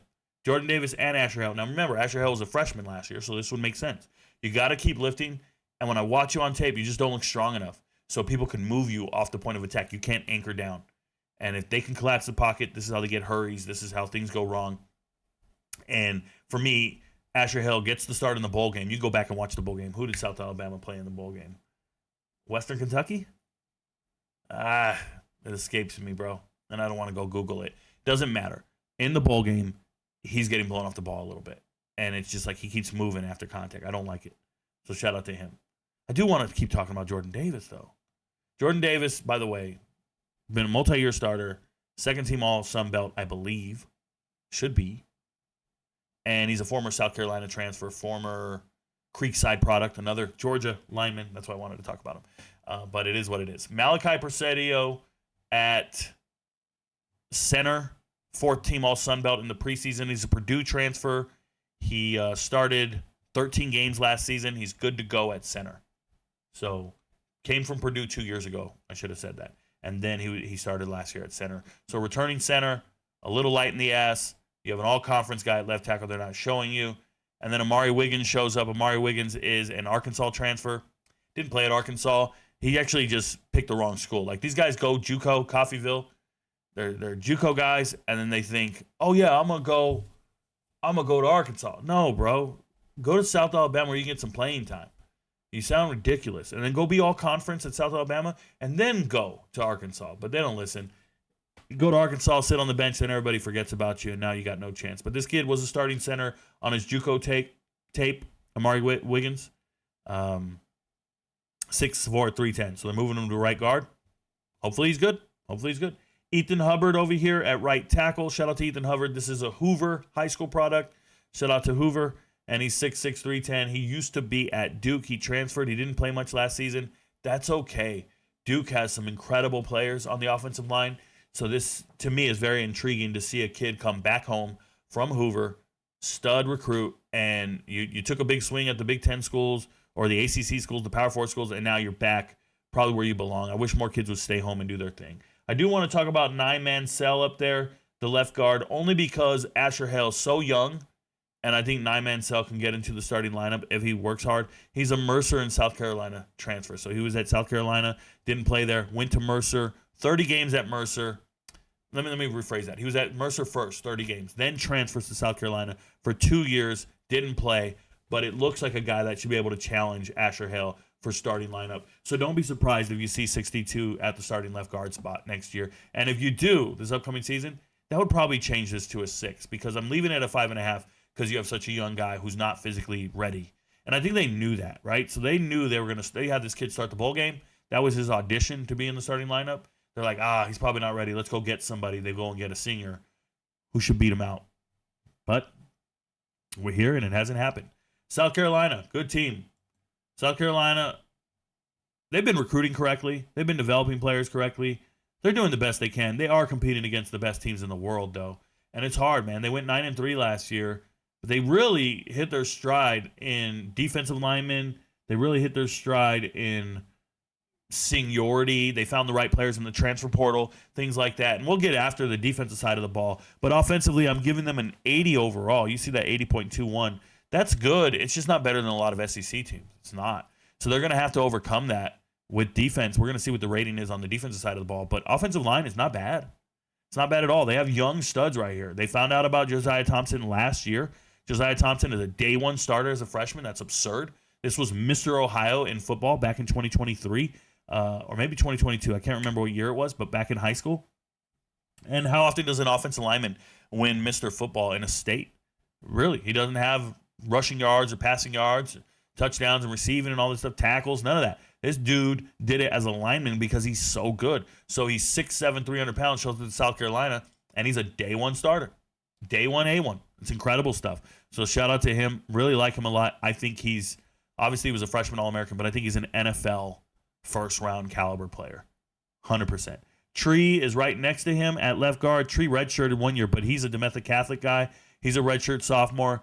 Tree started 9 games as a freshman. He redshirted last year. He made 1 start, and then he was a backup. But he didn't burn his red shirt.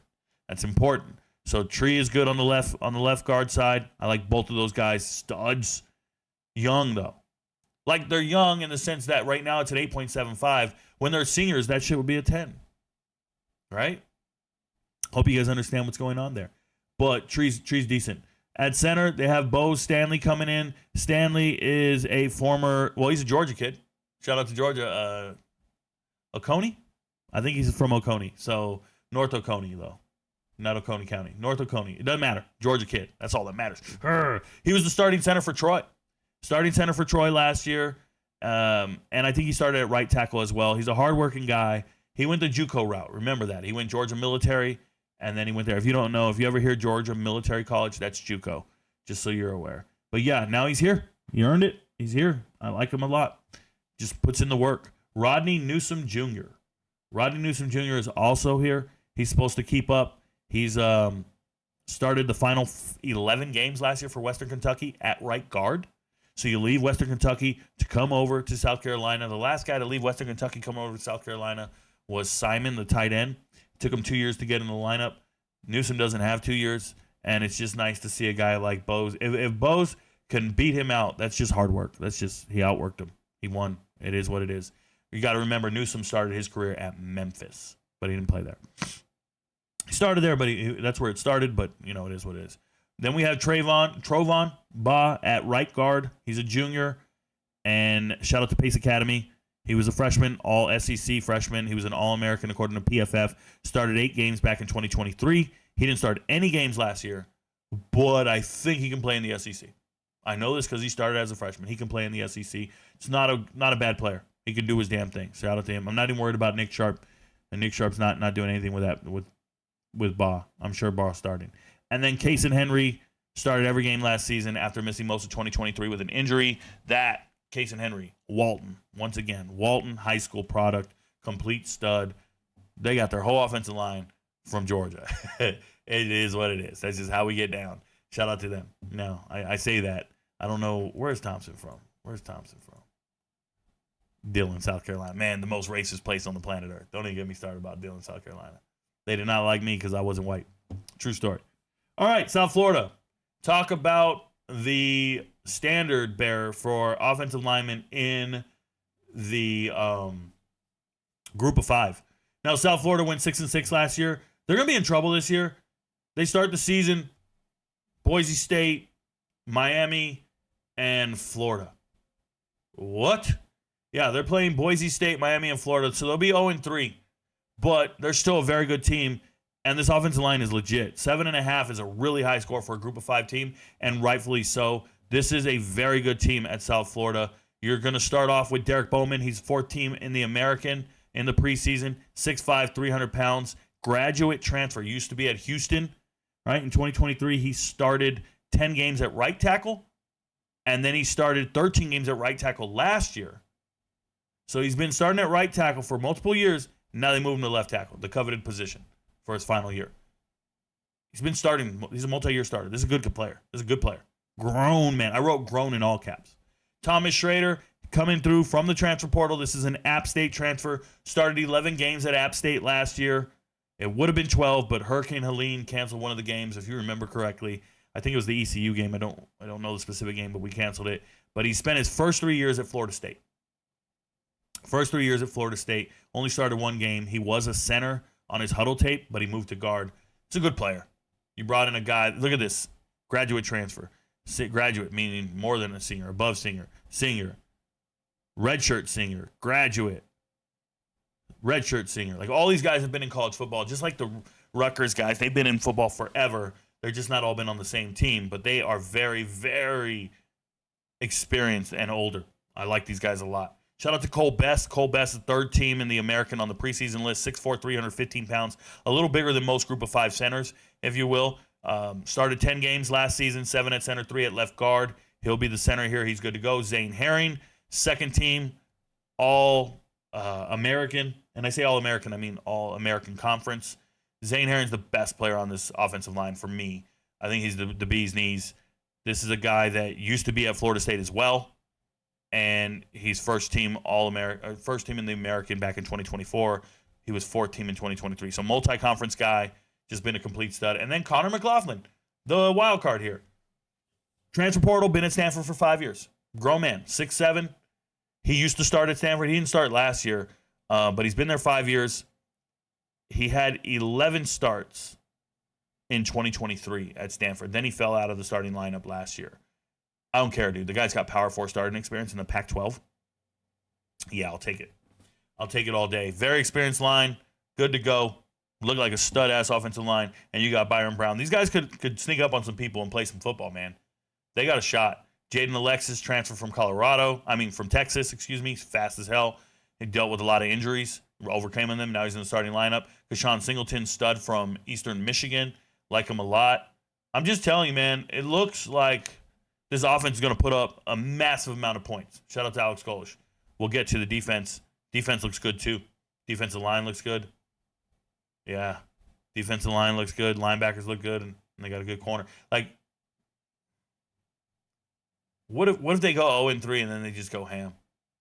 And they just run the table the rest of the way? You got to believe in South Florida, man. They look good.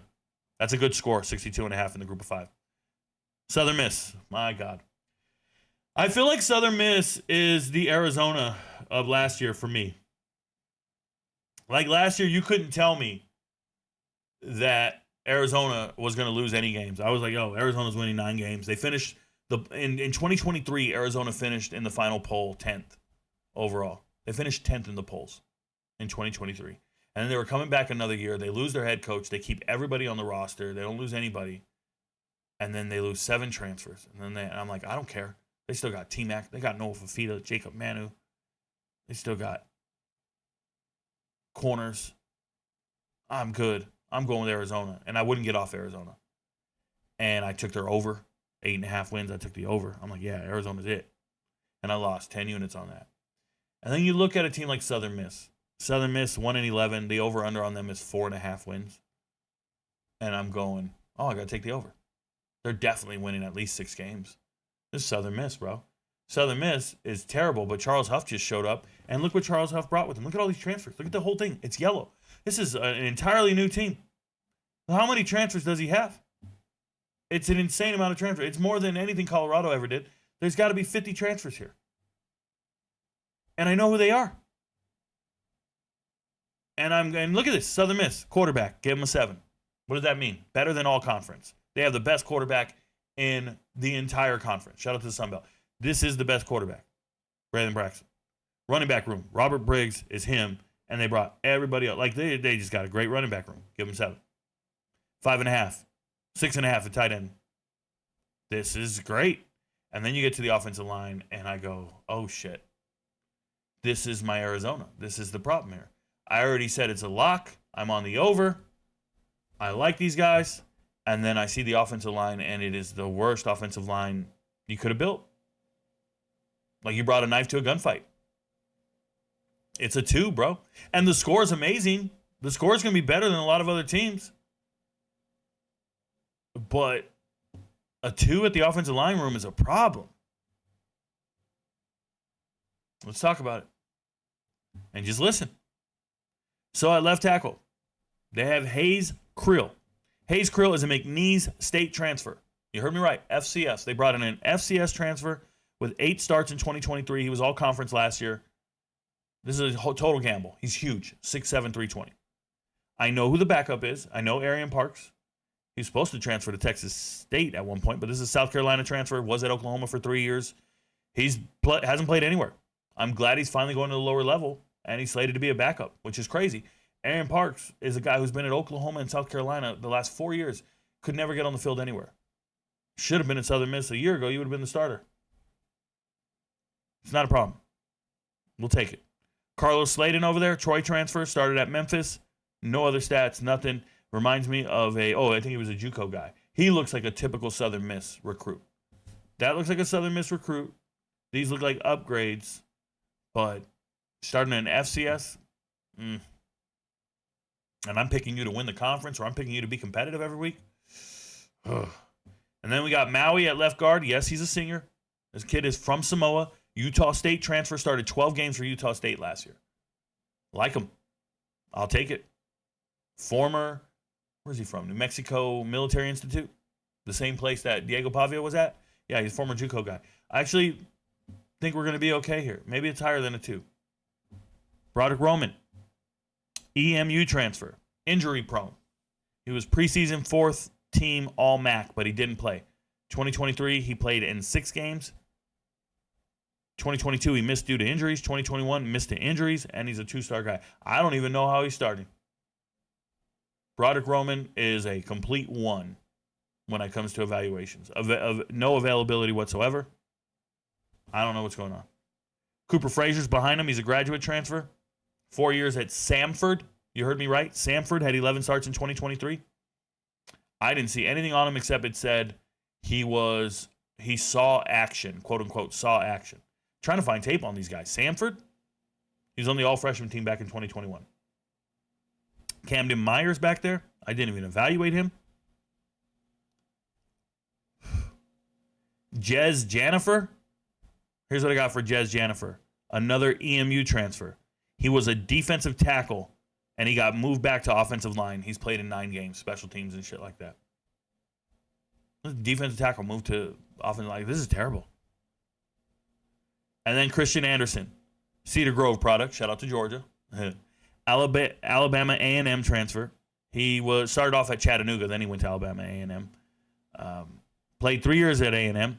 This is not a competitive group. Then there's a guy named R.J. Whitehead. He's backing him up.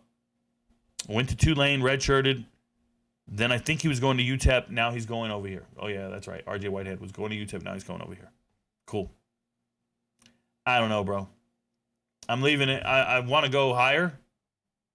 But if I go any higher, then I'm going to start believing that Southern Miss will win games. And I don't know. Like, I want to go 2.5.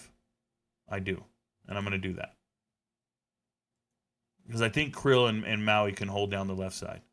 And you also have a dual threat quarterback in Braylon Braxton that'll get away from all the pressure if need be. But my God, it's bad. Stanford, very good offensive line group. Very good, especially for Stanford. I didn't see this coming. Shout out to them. They got to kind of homegrown their guys. They got to find high academic guys and then hold on to them. And I think they did that there. Obviously, head coach gets fired. You got an interim head coach in Frank Wright. He'll be the interim for the year. Just understand that Stanford has some really good players. Elijah Brown is great. He started at Mater Dei 4 years in a row. It's Bryce Young, Mater Dei, greatest high school in the country. He was a 4-year starter there. He's good, man. And when you look at this team, they went and got, that's a Mater Dei starting wide receiver for Mater Dei. Like, these are his old high school teammates. So they're figuring it out. But offensive line. Khalil House, he is Houston County's finest. Shout out to Houston County, Georgia. His name is Big House. I remember his name is Big House. I think he got that nickname his sophomore year. Shout out to him. I'm a big Houston County guy. Hill coming out of there, going to Memphis. Quarterback, pretty good. I like Houston County. They've been able to score for a long time. So House, he started 10 games last season as a true freshman. Super rare at the Power 4 level to start 10 games as a true freshman at the left tackle position. He did it. He's very good. Then you have Jack at left guard. Jack's a Highland Park product. Remember, Highland Park, Texas, very good. 10 starts last season. Pretty good. Was the starting left tackle last season. Then he moved to guard once they realized that Khalil House could handle the position. So both of those guys on the left side are very athletic. Jack's a senior guy, a redshirt senior, and he was starting left tackle, moved over. Remember, top of the totem pole, and we can fill in the rest as best we can. And that's exactly what they're doing. Okay. Nathan Mejia is the starting center. Sacramento State transfer, 4 years at Sac State, 27 starts in the FCS level. He's played a ton of good football. Shout out to him. He did miss 2024 due to injury. So, and this is an Elk Grove product, Elk Grove, Northern California. Here's the deal with this. Oh, no. Elk Grove is Simone, Pale. Nathan used to block for, what was his name? Well, Cam Scatterbo, number 1, but he used to block for a bunch of other guys. He didn't play last year, but he played for 4 years before that. So it's one of these situations where Nathan was a very high-level player for a while there, just so you're aware. Okay?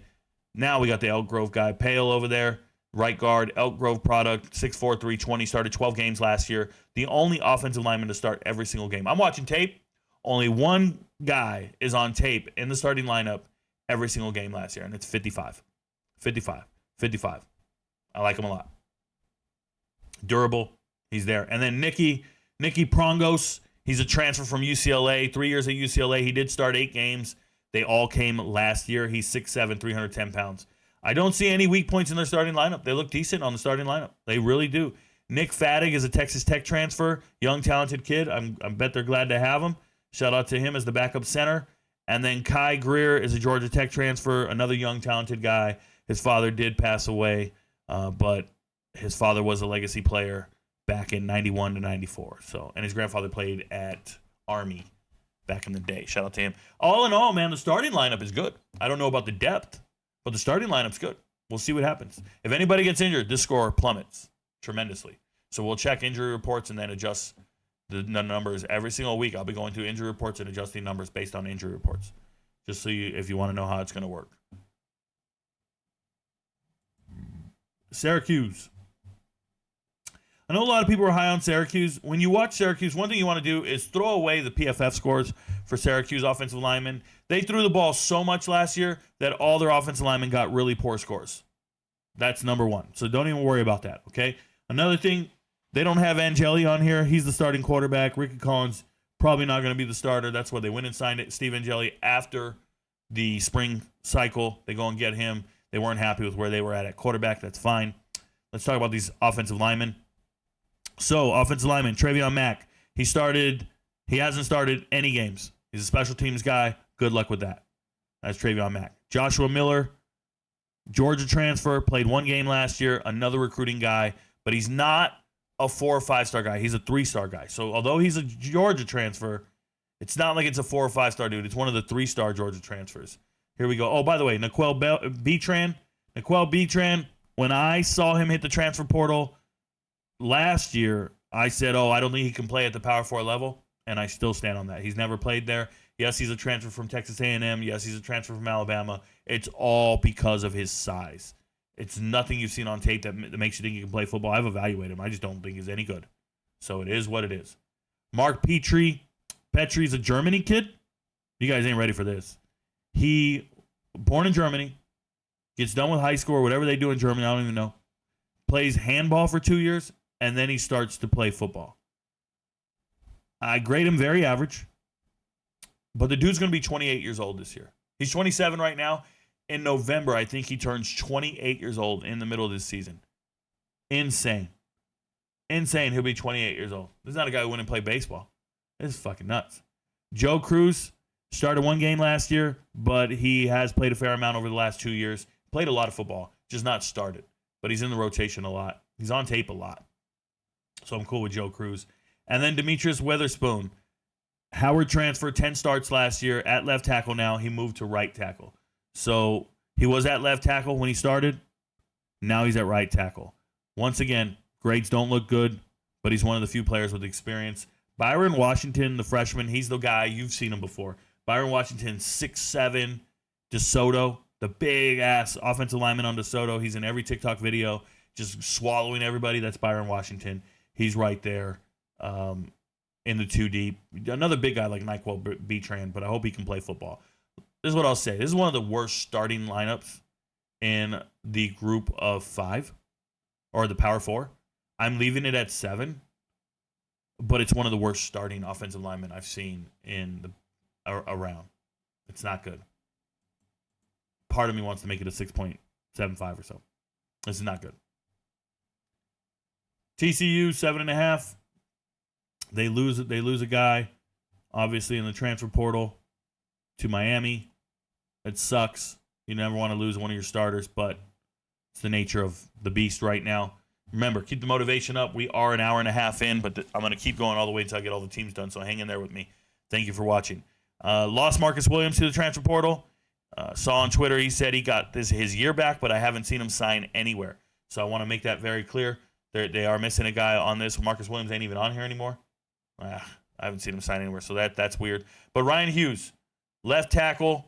Ryan Hughes is 6'6", 300 pounds. He's a 3-star kid, was a left guard in the bowl game. I went back, watched the bowl game. He was playing left guard. Played the final 4 games only last year to save his red shirt. So they made sure they redshirted him, and they let him play the last 4 games. So pretty cool stuff. Rasheed Jackson, The backup there, the transfer, Incarnate Word, Duncanville product, 6'7", 320 pounds, all-conference second team. He moved to Texas when he went to Duncanville. He was really a Columbus, Ohio kid. And in high school, he moved down to Duncanville to play. Don't tell me Duncanville doesn't recruit. They got a kid coming from Ohio. Okay? It's crazy. And he's 6'7", 320 pounds. What I'll say about it is Rasheed Jackson gets signed in the transfer portal. If you can't beat out Ryan Hughes at left tackle, it's not bad. Shout out to Ryan Hughes. He's good. But they probably brought you in to start over him. And it's not happening. And you took your stab at it. You took your shot. I think if Rasheed Jackson isn't the starter, he didn't come over here to be a backup. I think he transfers again, but this time to the group of 5 level if he's smart, unless he just wants to take a payday. But he should be at Texas State. He should be at North Texas, UTSA, Sam Houston, something like that, not just sitting on the bench at TCU. There's no point. If you're not starting over the freshman, you got 1 year left. Come on, man. Figure it out. Shout out to Cade Bennett over here. Cade Bennett is a San Diego State transfer. I thought he was pretty good, but he missed last year with an injury.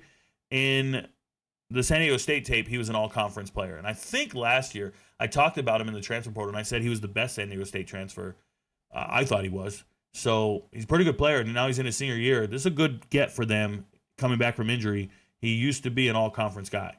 So hopefully it works out for him and he stays healthy. They have Deary at center. He has now started 20 games in a row. He's a Maryland transfer. Started 20 games in a row. Pretty good. Carson Bruno, La Tech. La Tech, bro. La Tech transfer in 2024. Carson Bruno there. I got him starting at right tackle at La Tech, and then he moved over to right guard. He's a grown man. It's fine. It's still La Tech, bro. Ben Taylor Whitfield, right tackle, Duncanville product. Again, they're getting the hell out of Duncanville. 2023, it was first true freshman starter on the offensive line. Oh, that's right. I read this somewhere. It's not my quote or anything. Nothing I figured out. He was the first true freshman to start a game on the offensive line since 2012. Yeah. Started the final 9 games last season at right tackle, so they find the answer there. I feel like he's still growing into his body. He's not quite there yet. You know what I want to do? I want to move TCU up. I think this is a good scoring offense. The reason why it was so low is Ryan Hughes being a freshman and not being a slam dunk. You bring in a transfer to challenge him. That bugs me. But I just realized I forgot that Cade Bennett was all conference of the Mountain West. That just hit me while I was talking. It's not in my notes here. It just hit me because I remember it. Second team all Mountain West. That's how my memory works, bro. I got a lot of people. All right. Temple's tough, bro. Temple, don't quote me on this, man. Some of these teams are hard to evaluate. Now, I know Casey Keller. I know the coach. I know the players. I know the starters that left and what's left here because these guys are not transferred. They're leftovers. Some of the starters took off. And it's just, I'm giving them a 4, but, man, Temple's doesn't have a great offensive line. All right, let's start. Kevin Terry, he started 2 games at left tackle. He was injured, played well. And if you go back and watch the game against Army, he played really well. So I'll give him that. But other than that, Eric King started last season at left guard for most of the season. So he's fine. And they're both young. Kevin Terry, Eric King, both sophomores, redshirt sophomores on the left tackle and left guard side. They're fine, bro, but they're real left tackle transferred, just so you're aware. Grayson Maines, 4th team in the American in the preseason. He's starting center last year. He did get injured. That's a South Carolina transfer. By the way, oh, no, wait. Yeah, I'm talking about Grayson Maines. Why is Chris Smith there? Chris Smith beat him out? Well, this must have swapped. Y'all. I just found this out. I'm finding this out in 4K. Chris Smith is apparently the starting center now. That's news to me. Chris Smith was the starter at times last year when Maines got injured, but I didn't know he was starting. Does that mean Maines moves to guard? That would make sense. I just want to give a quick shout out. I skipped this part. Grayson Maines. Shout out to Lambert. He's from Lambert, Georgia, high school.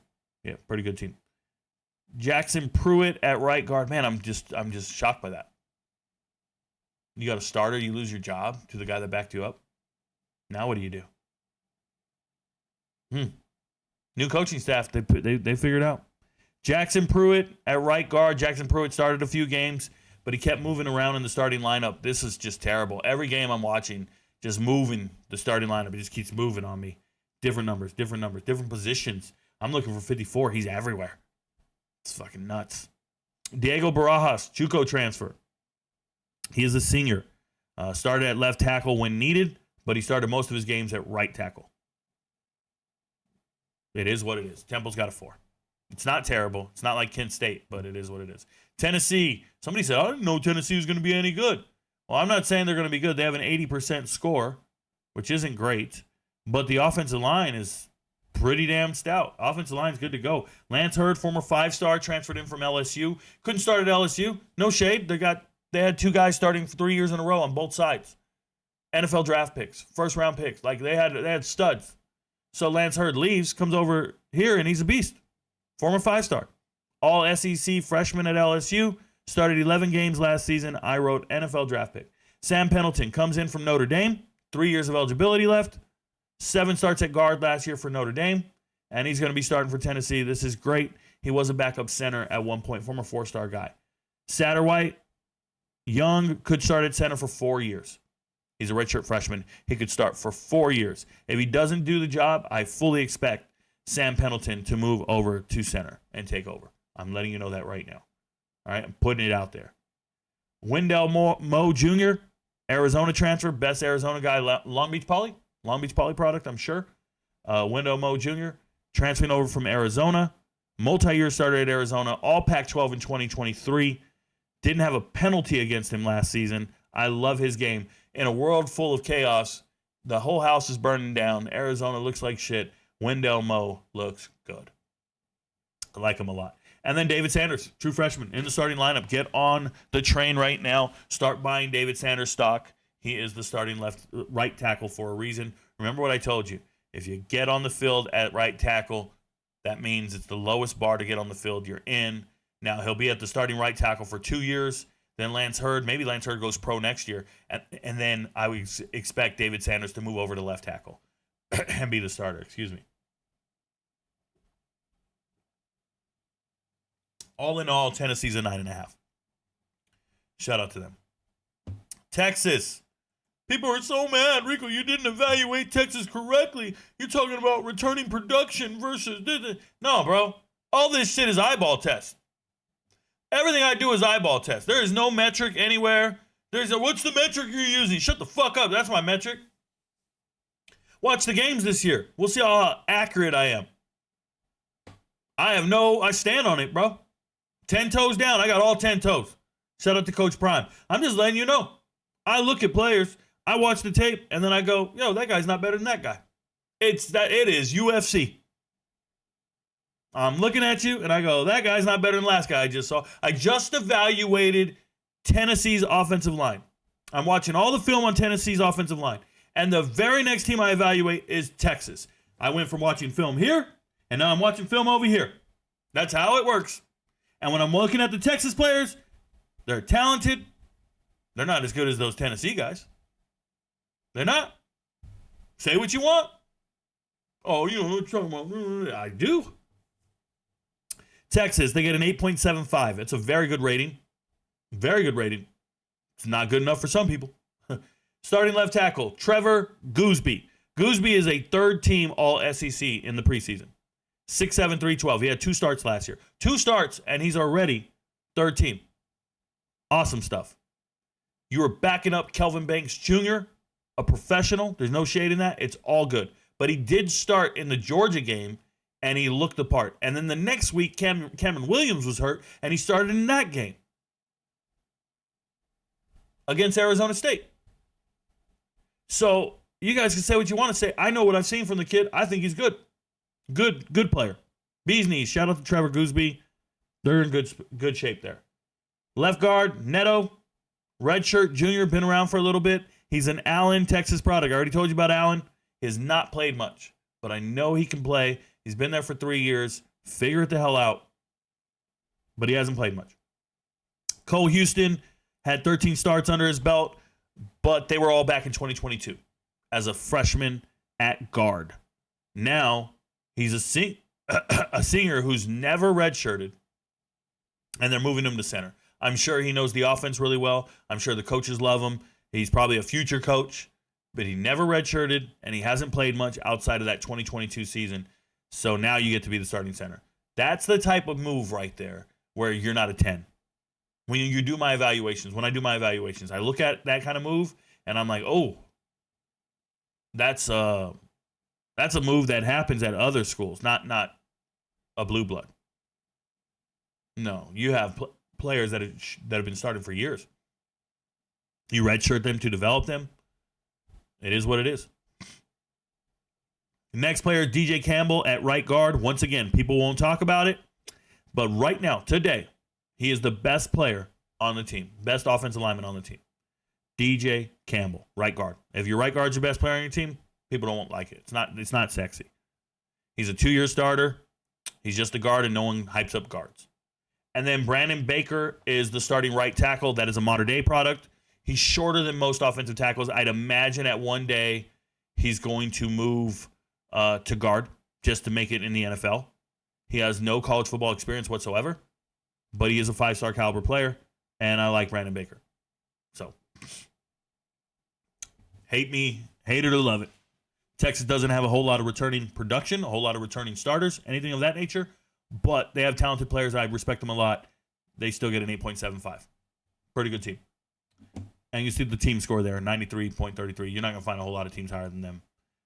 Look at that. They're higher than Texas A&M, and Texas A&M has an elite offensive line compared to them. Rico, Texas A&M's line is not elite. I saw them not beat so-and-so. Dude, shut up. When you're looking at an offensive line and how good they are, and I give them a score higher than another team, don't show me a defensive line that beat them. Sit down and ask yourself how many of those Texas players that I just talked about would be starting at Texas A&M. And the answer is 0. Literally 0. Texas A&M has the second best offensive line in America. Now, how they perform is on them. Shout out to Mike Elko. I think he's going to gel his staff together. This is how it happens. You get multiple years together. Everybody's here. They've been here. They didn't need to address the offensive line. They didn't need to go get transfers. They got the guys. Left tackle, Trezon. Trezon is second team preseason All-SEC. Remember what I just said. We go to Texas, their starting left tackle, third team preseason. This is the second team preseason. Even the coaches agree. Trezon is better. He's a redshirt senior. He's been around for many, many years. He's a 3-year starter and an NFL draft pick. Hands down. I'm with it all day. Next is Chase. Chase is the starting left guard. Chase is third team All-SEC, Don Bosco prep product. He started 13 games, 12 of them at right tackle when he was a freshman. So you want to get in the starting lineup, you start at right tackle. Once you prove you can play at right tackle, you move to another spot when they're ready. He moved to left guard, and he dominated. Yes, he missed 3 games to injury, but Chase is the bee's knees as well. Those are 2 slam dunks at left tackle and left guard. Starting center, Nabu. Nabu's the starting center, started 11 games at left guard as a freshman, then started the season opener last year at center, got injured and missed the whole year. He was going to be the starter at center. He was going to lead this defense. He's been around. He has the whole year to recover. As long as he's healthy, slam dunk at center. You got Reed Adams at right guard, second team preseason All-SEC again. That's another DeSoto product. Shout out to DeSoto. I want to tell you he's transferred from Kansas. He was starting at Kansas as well. He started every chance he gets. Everywhere he goes, he's played in 31 games. Believe in Reed Adams. Right tackle, crown over. 6'7", 340. Blocks the sun with his body, bro.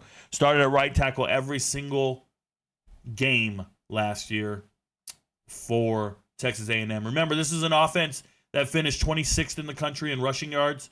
They have a good rushing attack. They have an incredible running back room. 3 guys that can do it all. Reuben Owens, Le'Veon Moss, and Amari Daniels. I expect huge things from Texas A&M. Look at that score, man. That score, we got to stop denying this team. And I like Mike Elko a lot. So, there you go. Texas State. Texas State. I haven't looked at the schedule, by the way. I look at schedules at the very end, and that's when I do my futures videos. That's why MVPs are waiting for those. That's not going to happen until like August 20th or so, just so you're aware. Texas State, Looking at their offensive line, they got a 5. They're okay. They're okay. They do have some players, and then they got some holes. It is what it is. So we'll start with Dorian Strawn. Dorian Strawn, redshirt senior, transfer, first team All Sun Belt. This is the guy that came over with the coaching staff when G.J. Kinney came over from UIW, Incarnate Word. That's when he came over, and he's been starting 13 games last season at left tackle. Bees knees, good to go. Emeka here, Big Bo, UIW transfer as well. First time starting. He is 6'5", 360 pounds. But it's finally his turn to get a starter. These are UIW guys. He's just a big body kid. He didn't play much at UIW either. So to see him in the starting lineup is not a great thing. What I'll say is this. I can tell the coaches weren't sold on him to be a starter, and that's why they brought in another transfer who was also a starter in Lysander. But Lysander's a Syracuse guy for the last 2 seasons, a JUCO guy before that, 6'6", 360. These guys are built like, they're built like A-gap defensive tackles. Both of them. They're just built like fat blobs, which is never really good. But if you get a guy who went JUCO, went to Syracuse for a couple years, you assume he can come down here and start over your guy from UIW, who you've had multiple years just on the bench over and over and over again. Always been a good depth guy, but not somebody you were leaning on. You get the Syracuse guy coming in, and he doesn't start over him? What are we doing? We're evaluating talent incorrectly. That's what we're doing. All right. Next guy is Ezra at center. Ezra is a TCU Arizona State transfer. No tape on Ezra. And he's a senior transfer at this point. Been in nothing but big programs. Finally coming down to this echelon. We'll see if he can play football, but he's been at TCU and Arizona State. They're at practice all day. I don't know what it is. Then we have Telek Lockett. Shout out to Telek Lockett, friend of the channel. Does write to me on TikTok, in the DMs, on Twitter. First team All Sun Belt. Great get when he transferred in from ULM. You guys might know his dad is the running backs coach at Southern Miss. He came over with Coach Huff. He was actually the run game coordinator and running backs coach at Marshall before that. Just nice to have a friend of the channel who I did a high school film review on. I said he was next up a while ago, 2 years ago or so, when he transferred in to Texas State. And here he is, all-conference first team in the Sun Belt. I'm excited for him. Shout out to him. And then Sully Burns, Tulane transfer. He played in 13 games last season as a redshirt freshman. He's 6'7", 320. Never started, though. But we'll see what he can do. We'll see. I said as a redshirt freshman. He's a redshirt junior. What am I talking about? I don't know what I'm talking about. It's my bad. Could be a typo. Could be something I saw. Don't know. Either way, Texas State, pretty good program. Pretty good team. Probably a little higher. I don't know. I just didn't like those first couple guys. There's some holes there. Texas Tech addressed their offensive line room big time. Did the best they could in the transfer portal. I've told you guys this before. You got to be realistic when you're looking at Texas Tech, an 8-4 team who went out and found the answers they could, but when you look at it, they didn't go get the $3 or $4 million quarterback, and that can only impact you so many ways, right? Like, you can only get so much better addressing the marginal groups or the marginal edges of the roster. If you were like for left tackle, for example, you got Howard Sampson. Left guard, you got Will Jados. These are good players, but there was some guys out there you could go get. You'd have to pay an amazing amount of money to get them, but those are some good players, right? So we'll start with Howard Sampson first. Started 12 games last season at left tackle for North Carolina. Pretty much viewed as one of the top left tackles out there. Dancing bear, recovers well. You know, when you're blocking on the offensive line, it's never pretty. It's not always pretty. Everybody always shows you these devastating down blocks and kickouts and pancakes and all this. What it really looks like when you're evaluating offensive linemen is you see a lineman lose the initial surge. He loses the initial move, and then he has to have the athletic ability to recover. And a lot of it is balance and just technique and practice and skill. But it's really just being an athletic dancing bear. And it's incredible what Howard Sampson can do on tape. So shout out to him. He was at North Texas before going to North Carolina. He was an American Conference honorable mention guy. Or was he American? Or was he in the ACC honorable mention at North Carolina? One of the two. He was an honorable mention guy somewhere, if I remember correctly. I'm sorry, I don't have that in my notes. But he's 6'8", 340, bro. He's huge. And then you have Will Jados moving over to left guard. This is a prime example of what I'm talking about. Will Jados, Miami of Ohio, stud in the MAC. 3-year starter, all conference, everything in the MAC. And he's the starting left guard on the best offensive line in the MAC. I'm sorry, the starting left tackle. So Will Jados on his team in the MAC was the starting left tackle. He's the bee's knees. You get to Texas Tech, and they go, hey, bro, we got a guy 6'8", 340. You need to move your ass to guard. And gladly, I'll move to guard, and I'm the bee's knees. This guy has 39 starts in his career. So you just have a slam dunk 1-2 over here of guys that are just looking fucking pristine. Greatness. Then you got Sheridan Wilson at center. Shout out to Argyle High School in Texas. I believe they might have won a state title while he was there. I don't remember. But he's starting center for 13 games last season. Grades out well. He and Davian Carter play well together. On tape, these two play well together. And that's what I wrote. I'm just watching them do the right thing. Davian Carter, not an NFL draft pick because he's only 6 feet tall and 300 pounds. I believe he's from Pearl, Mississippi. Davian Carter doesn't look like a slam dunk guy or anything like that. He went to JUCO. Nobody's going to recruit a guy 6 foot tall. Goes to JUCO initially, then he goes to Memphis, and he was protecting Seth Hennigan for 2 years at Memphis, and then he transferred over here. He can play anywhere, man. That's just a bad little dude. Bad little dude. Bad little dudes aren't who you want in Big 12 football when you're trying to win against the likes of K-State, Baylor. You get what I'm saying? Like, bad little dudes, that's cool, man. I like Davion Carter. He'd be a stud at Texas State, like the beast of the beast. He'd be great at Memphis.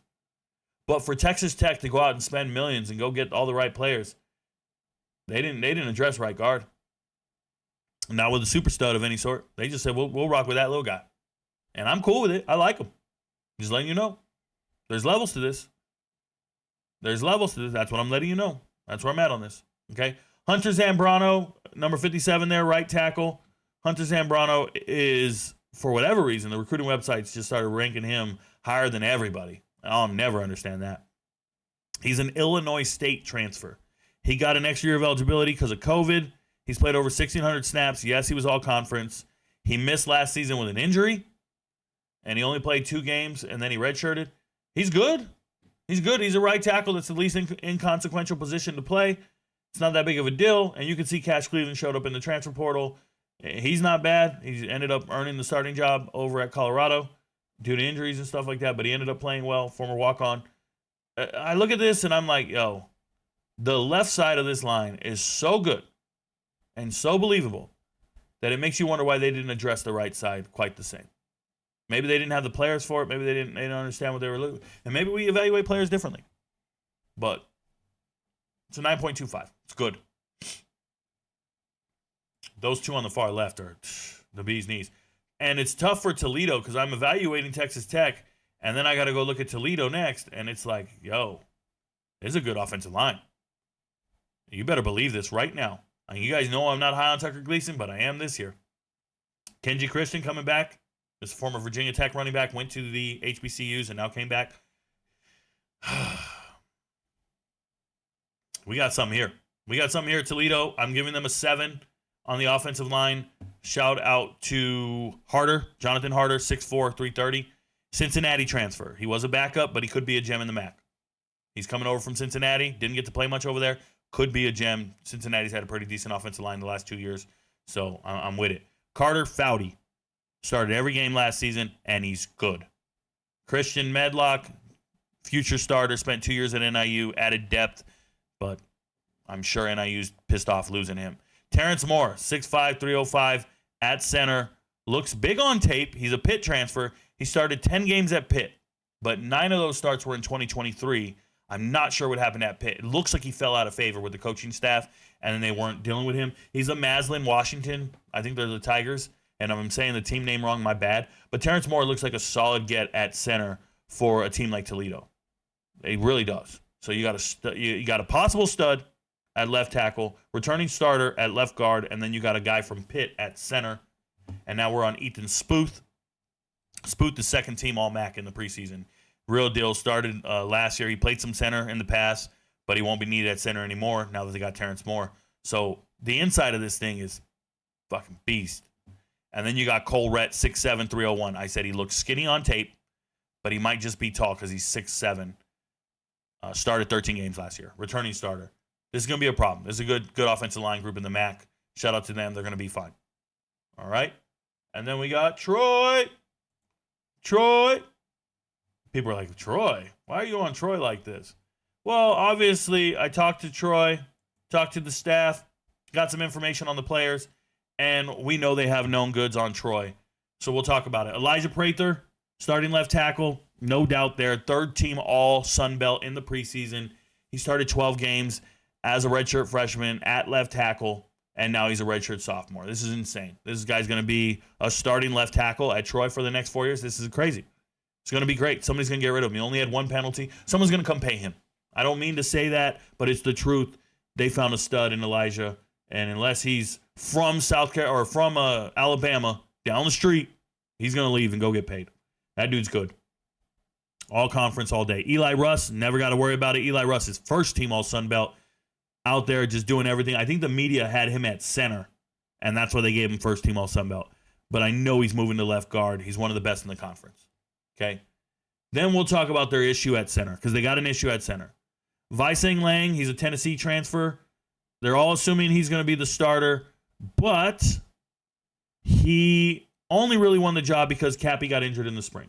So Tyler Cappy gets injured in the spring, and now Lang moves up and gets the job. He's never really played, but it is what it is. There's a freshman not on this list at all, and his name is Paul Bowling. Paul Bowling is the bee's knees. He's going to be a future starter, all-conference player.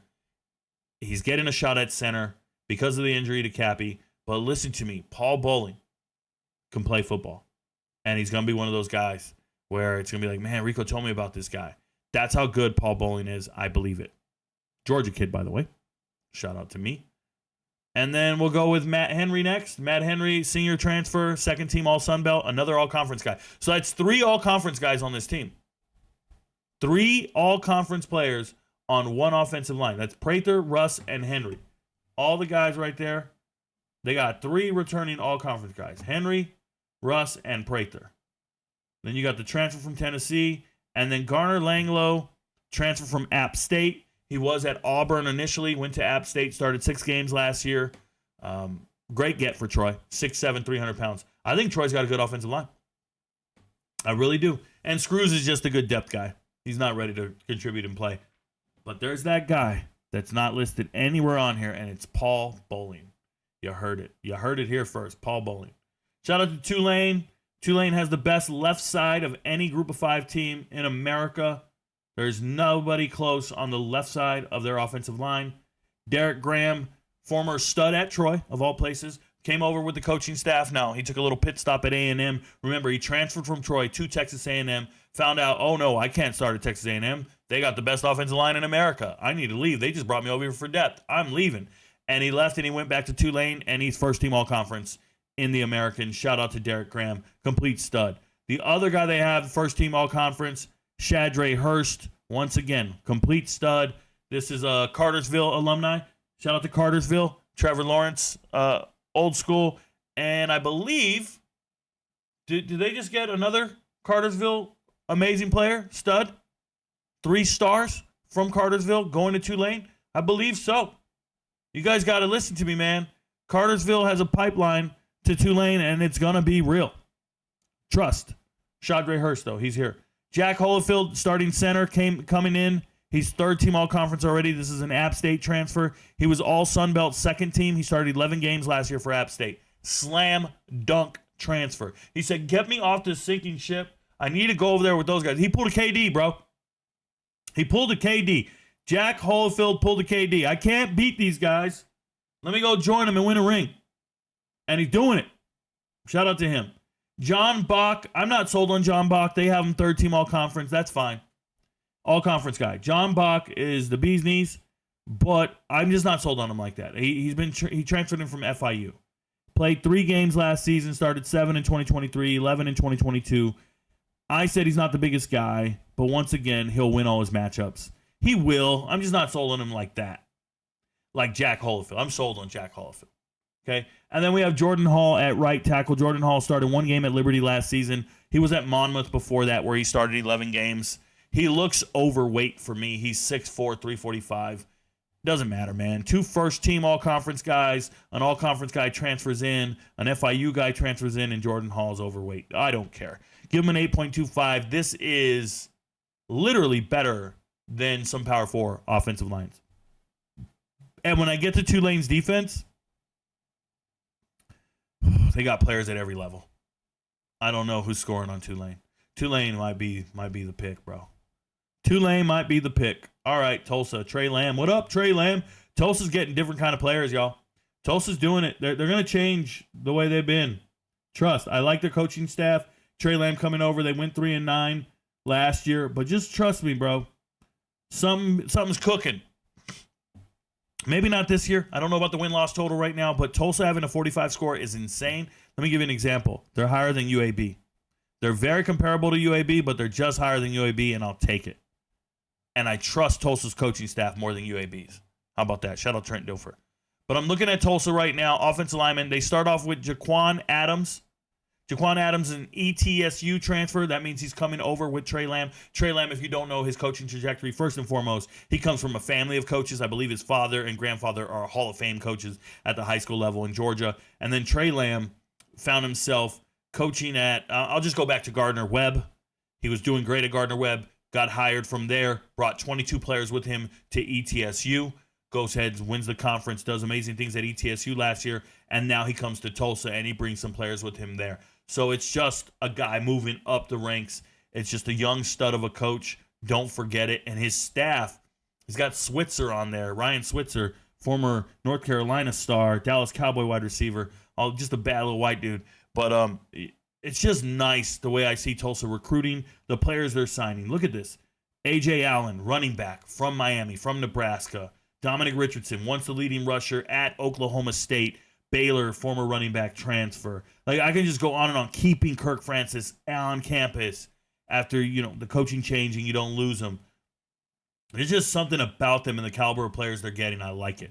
So you get Jaquan Adams to come over. This is a guy that went from Gardner-Webb to ETCU, former SoCon kind of stud, and it's just, I think he's ready for the moment. So shout out to him. Cam East coming over, an Ole Miss transfer. Good depth, indicative of the transfers they'll be landing. They'll be landing Power 4 cast-offs, but they don't even need them in the starting lineup. They just add more depth to them, okay? So shout out to them. Jack Hood over here, ETSU transfer, Raymond County, Georgia again, another Georgia player. Small school guy. It's a 1A school, but it is what it is. Shout out to him, 6'6", 285, key recruit for them, so they brought him with them. Shout out to Jack Hood over here. Sean Hill, starting left guard. He NC State transfer. Once again, NC State transfer. He must be a deep bench player at NC State because I never saw him at NC State. We'll have to see what's up. But he's been there for 4 years. Maybe he can play ball. He's a starter. He's better than Will Morris, apparently. That's all I know.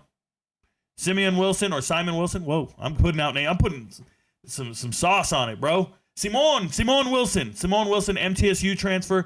11 starts last season. Great grab by Tulsa in the transfer portal. Getting a guy who started 11 games at MTSU, and now he's going to come start for you. Not bad. Don't even have to worry about Cody. Cody Hornsby is a Syracuse transfer. Skyline Dallas product. A Grambling transfer, really. He didn't even play at Syracuse. He went up there, but he didn't see the field. He once started 11 games back in 2023. Good depth. Had no business going up there. Ender Aguilar. Does Ender the one with the terrible mustache? Is Ender the one with the terrible? Yup. This is the guy, bro. What is this? Ender Aguilar. One of the worst profile picks in America. Shout out to him. Ender Aguilar, bee's knees. I think he's a rich kid, right? He's a Servite product, by the way. Shout out to Servite. Went to Cal first, got his degree at Cal. Then he was there. He only started 2 games, mostly a bench player. Been in college for 4 years, but it's a good signing for Tulsa when they got him, and now he's here to be their starter. We'll see what happens. That's a grown man. And then Hunter Erb, Texas A&M transfer. Former 3 years at Texas A&M, former 4-star, 6'6", 330. I'm telling you guys, Tulsa, it just feels like they're doing things the right way. Slowly. Look at these numbers. They were 2-3s a year ago. If I pull up the chart from last year, they were 2-3s.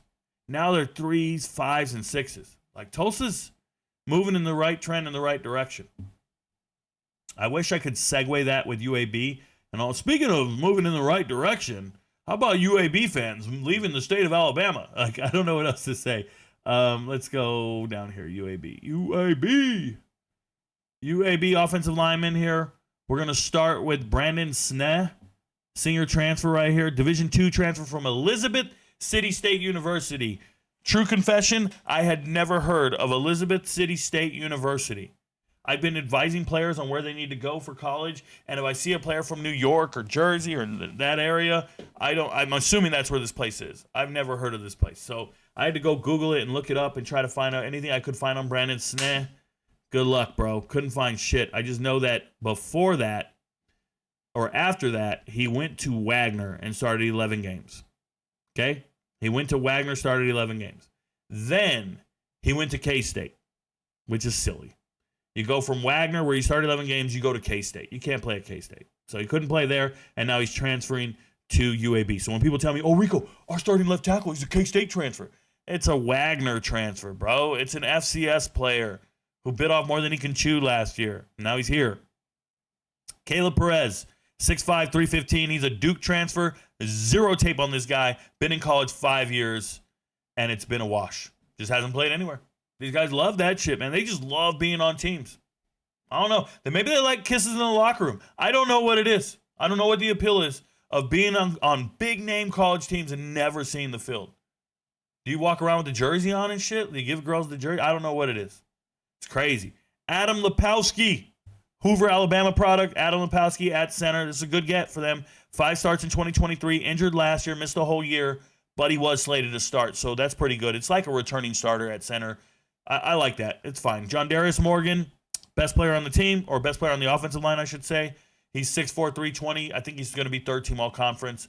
I like John Darius Morgan. And then at right tackle, they got Kyric Mason, a Monmouth transfer in 2023. He transferred to Georgia State last season. I'm not sure what he's doing. I don't think he's an FBS caliber player. There you go. And if he beats out Rod Orr, bananas, bro. Bananas. So they're evaluating players differently from me. If you ever want the hard truth sometimes, I'll just give it to you straight. UAB coaching staff is evaluating players different from me. And what that means is one of us is going to be making $500,000 next year and the other will be unemployed. I'll let you figure out which one that's going to be. I'll let you figure out which one of us makes, $40,000 to $50,000 a month, and which one of us is going to be filling out job applications on Indeed.com. It's going to be UAB coaches. Say what you want. I'm just stating facts. Motherfuckers got a house for sale and got to move. UCF, Paul Rubelt. Paul Rubelt, starting left tackle. This is going to be a little interesting for UCF. You see the score there, a little bit above average for a group of 5 team. I got a lot of respect for the UCF. They're going to figure it out. Now, they got a new coach.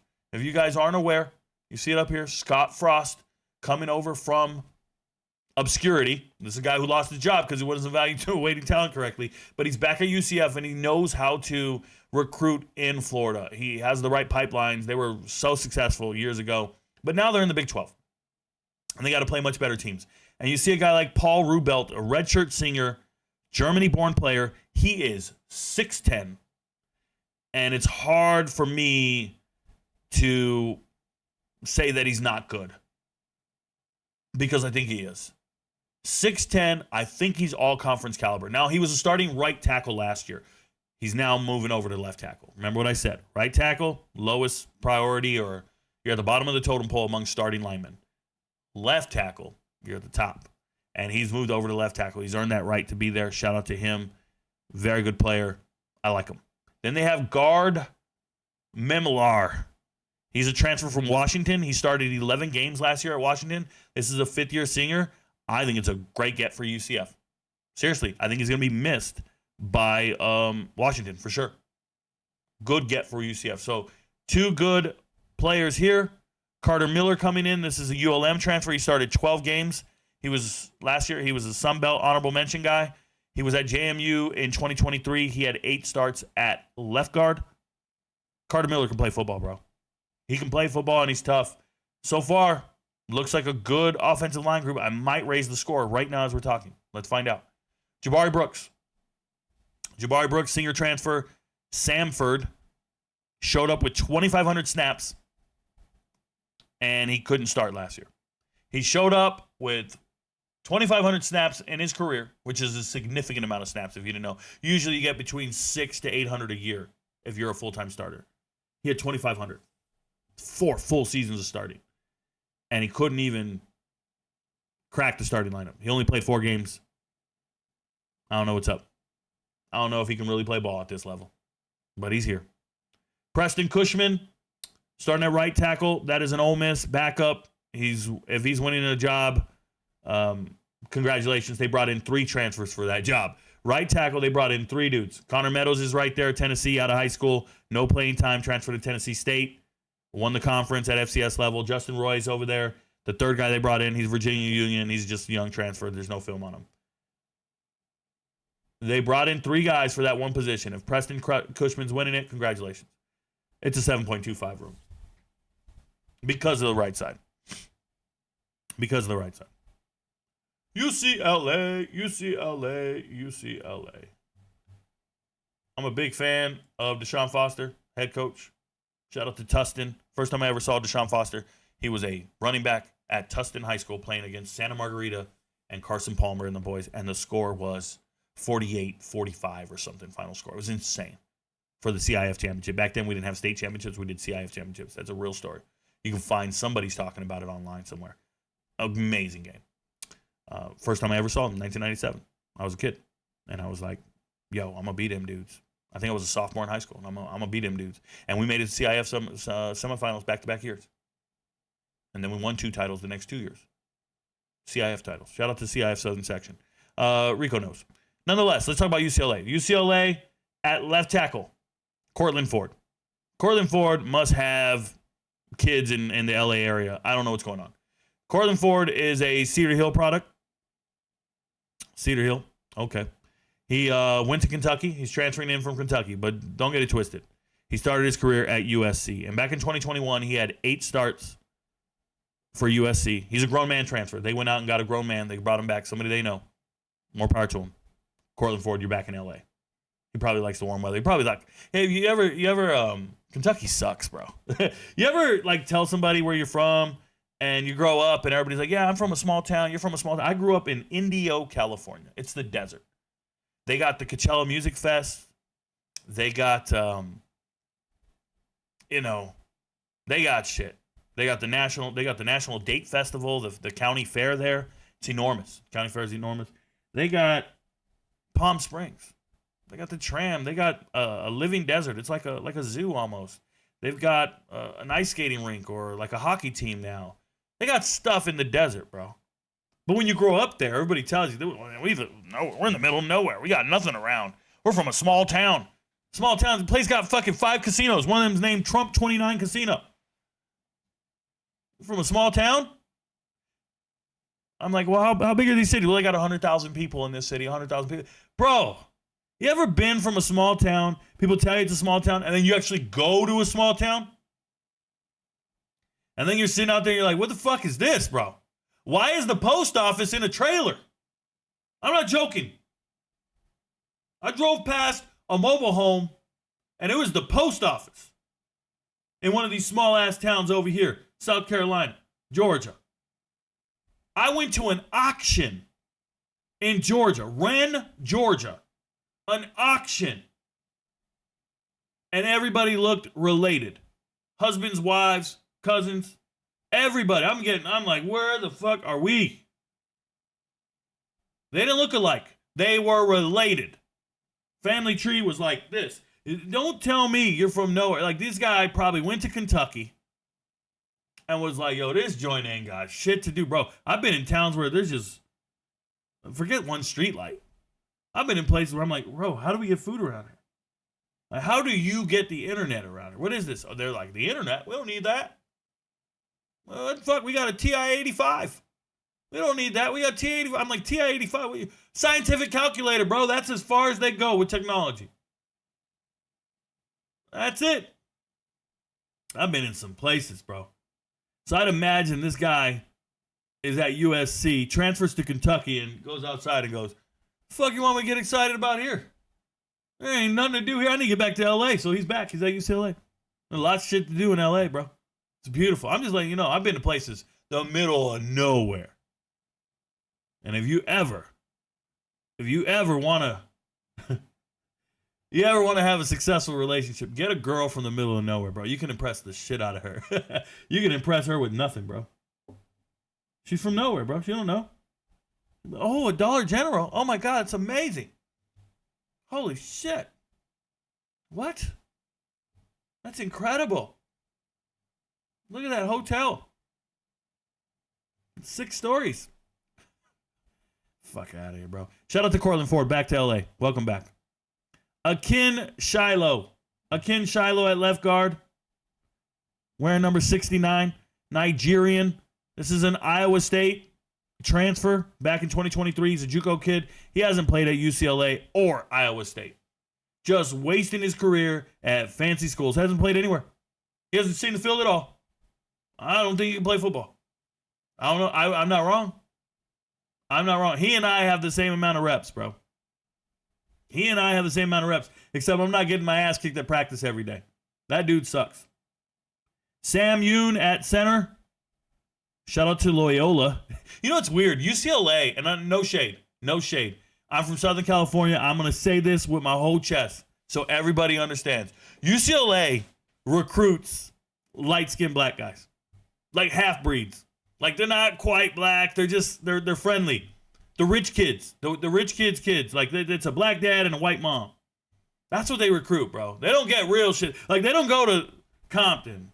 They don't go to Crenshaw. They don't go to Ike. Like they don't go to the IE.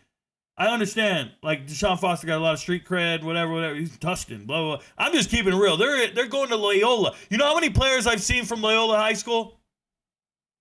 I'm serious, bro. I'm just keeping it real. UCLA gets them dudes who ain't really quite about that life. It's an observation. I'm allowed to make observations. You don't like the messenger, I know. But I've been looking at this shit for 40 years. I know what I'm saying.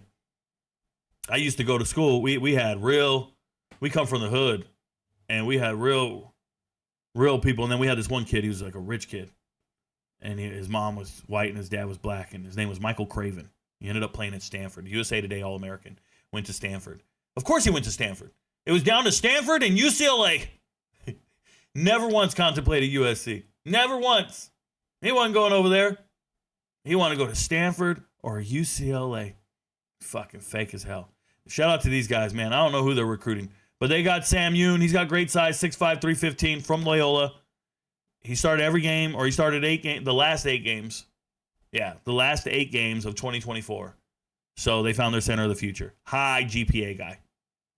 I think the coaching staff's still trying to figure out their starting 5. When you hear a guy started the last 8 games, another guy started the last 4 games, they're just trying to figure out the right combination. And the teams that have their starters identified and they know who the best 5 are on the field, they're the most successful teams. The teams that are out there changing up the lineup and they're not quite sure who's supposed to be starting, all that, they're the ones who don't get it right and they get fired. And that's an offensive line's coach job, right? The offensive line coach should be identifying who the starters are in the group. What's the rotation that works for them, the right scheme, the right setup, and they're just not there. They're not evaluating the talent correctly. That's the reality situation. Julian Armella is the starting right guard. Prime example of what I was talking about. Just grabbing one of these rich kids from St. Thomas Aquinas, former Florida State backup, former 5-star. That's what he is, if you didn't know. Julian Armella is a former 5-star, been at Florida State on the bench. Who gives a shit? Garrett DiGiorgio at right tackle. 14 Big Ten preseason, 6'7", 320. Grown man is what I wrote. He's a 3-year starter. Garrett DiGiorgio is NFL caliber. Whether they want to draft him or not, that's their business. But I think he's good, man. I like him. My team would be different. UConn, speaking of different, there you go. There's the segue. Speaking of different, hey, man, segues, you need those to be on ESPN. They write them all the time. That's how you get there, bro. Don't ever put me on ESPN. I'm not politically correct for these dudes. I don't give a shit, bro. I also don't go to rainbow parades, and I also don't defend people who need defending. I don't care about any of that stuff, bro. I'm a football guy. I'll turn that shit off. I've never watched ESPN. I really haven't. My TV's off 24/7. Only thing I do is watch games. I've never watched any of their talking stuff. I don't watch none of their crap. Not even interested a little bit. UConn. Let's talk about UConn. 5 on the score. I wish I could go higher because I really believe in UConn. First and foremost, I said coaching staff is doing smoke and mirrors. They had no spring game, no updated website, no updated rosters. Like, they have no updated anything. UConn, Coach Jim Mora is doing his best, Jim Mora Jr., to hide everything from everyone because he doesn't want UConn players leaving. He don't want people stealing his players. So it's tough. Now let's talk about Ty Chan. Ty Chan is a Notre Dame transfer, former 4-star. Pretty good stuff. Been at Notre Dame for 3 years. This could be another one of those situations like Joey Tanona over at Purdue, where you have a starting left tackle who left Notre Dame and can start somewhere else. Good get. I hope it works out for them. I don't have any tape on him. I know he's a Ole Miss kid. I know he was a stud. They got to be ecstatic to get him out of the area and keep him at UConn. Seriously. Ben is 6'7", 335. Looks pretty good. The reason I have really short notes on these guys, they're hiding everything from me.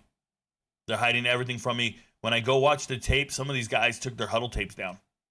Some of these guys don't let you watch any film on them. Like, they change their jersey numbers so you can't see what number they were last year. That kind of shit. It's happening at so many schools. They got to protect themselves. They're doing some crazy stuff. Wes Ho, Syracuse transfer, returning starter, was a fullback at one point. So it took him a couple years to get into the starting lineup. I was watching tape on this dude. His number was different. He was a fullback. That's a prime example of what I was talking about, where they changed numbers to hide guys from me. It's nuts. Brady Wyburn. No game film whatsoever on Brady. None. Right tackle, Jaden Bass. I wrote Syracuse transfer, spent 1 season at Syracuse. He's still young. Look, man, this score can change. We got to watch the games. What you need to know, Joey Fagnono is amazing. All these running backs can play. All of them. MJ Flowers, FCS All-American. He can play football, and he's third string. Mel Brown, former Gardner-Webb transfer. He can play football. Cam Edwards got that juice. Cam Edwards got that little bit of burst more than anybody else.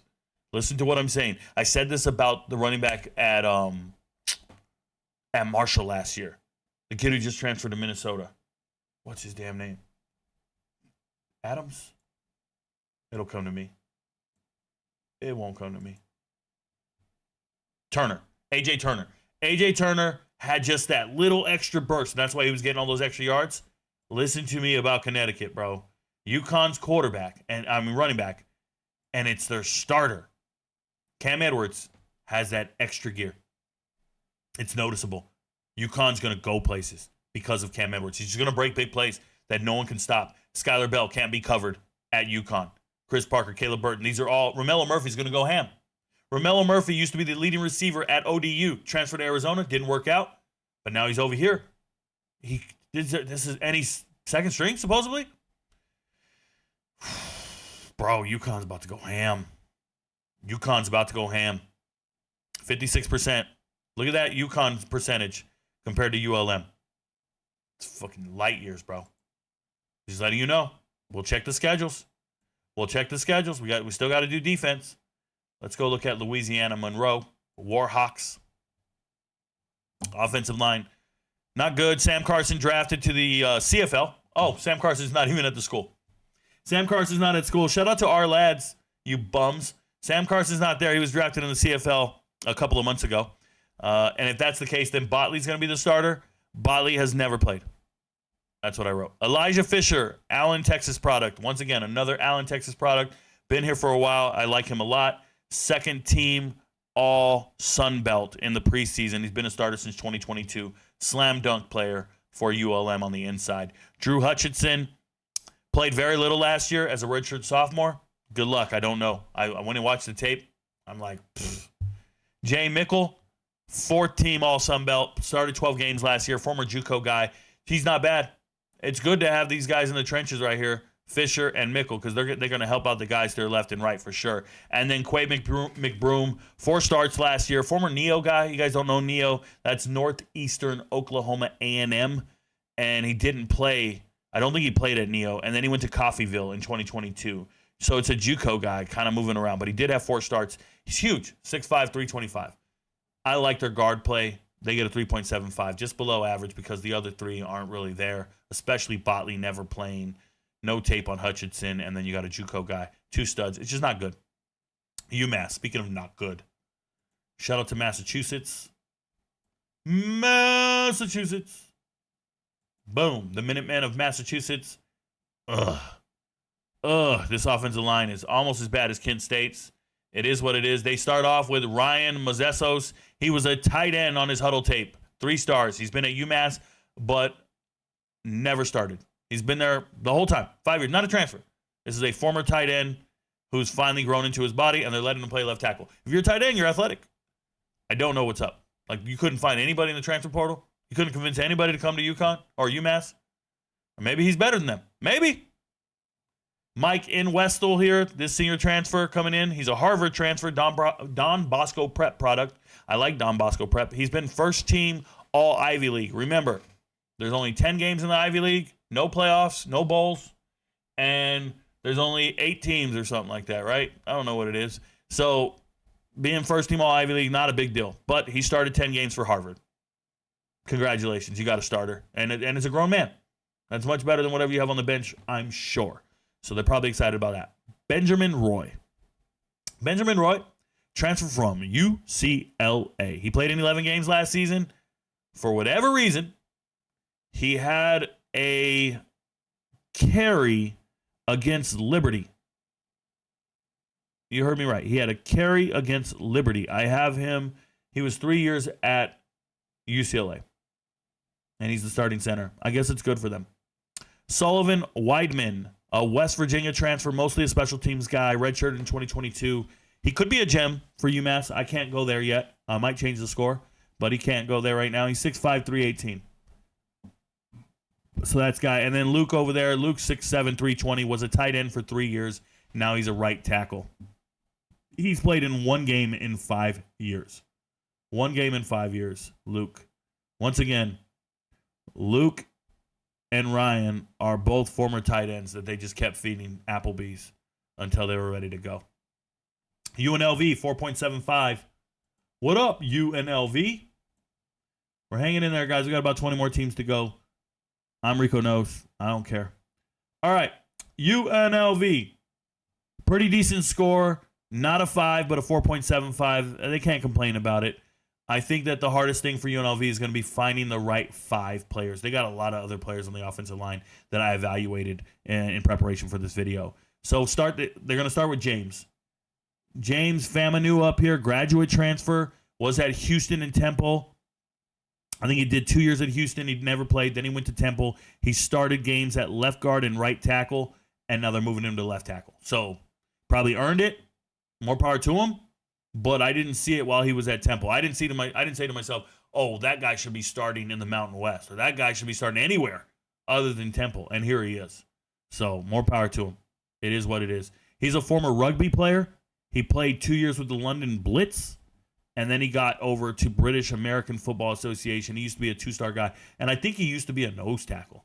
If I was watching his tape, I think I'm talking. Yeah, he used to be a nose tackle.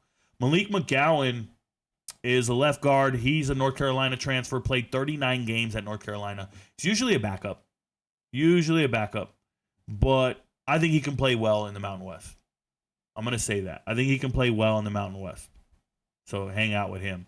Reed Williams, Chattanooga transfer. Shout out to Chattanooga. He looks small. I'm going to say this. He looks light in the ass, but they believe in him. He's a stud. He's been starting for many years. He just looks like the top center in the Fs. So I watch an FCS stuff, and he looks like the top center in the FCS. Just too small to play at the FBS. I hope he keeps eating, and he got bigger, and they put some weight on him, because if he put some weight on him and stay good, that's a beast, man. That's a beast. Reed Williams here. This guy, he won the Remington Award at the FCS level. So I'm cool. He just looks light in the ass on tape. that means he ain't got it. Donovan. Where's Donovan? Donovan Manson, right guard over there. Coastal Carolina transfer, played in 9 games back in 2023. They have Alani over here. What do I have on Alani? Let's see. Alani, UCLA transfer, made 2 starts last season at right guard. Also made 11 starts at left guard. I'd be surprised if he's not starting. So, yeah, I think Alani should be the starter, number 65. If he's not starting, that'd blow my fucking mind. That'd blow my mind all day long. I think he should be the starter. Figure it out. Get him in the starting lineup for sure. It's a good thing. They're pretty good inside. I think I got to change their score. If they can get Alani in the starting lineup, they're gonna be fine. Last guy is Austin Boyd. Austin Boyd was supposed to be a guard, and now they got him third team all-conference preseason. He played in all 14 games, was a right guard at Utah State. Now they're telling me, I'm talking about somebody else.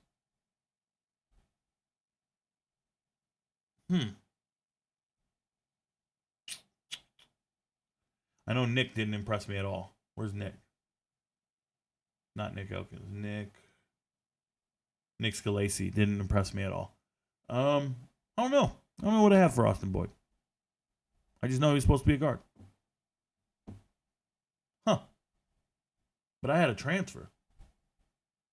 Maybe I'm talking about Donovan Manson. Doesn't matter. It looks pretty decent. And remember, their score is just under 60%. It's not terrible. They actually have a pretty talented team. They just got to put it all together. Can Dan Mullen do it? I don't know. But they have a pretty talented team. USC. What up, bruh? Shout out to the Trojans. Shout out to the Trojan horses of USC. They're fine. They got an 8.25 score. They're really not elite anywhere. They're not terrible anywhere. They're going to have to show out and do their damn thing. But when we look at the offensive line, they start with Elijah Page. Elijah Page, slam dunk, went ahead and recruited him, freshman All-American, 13 starts at left tackle, NFL draft pick caliber stuff. So shout out to Elijah Page. He will eventually get there and grow into the player that they're looking for.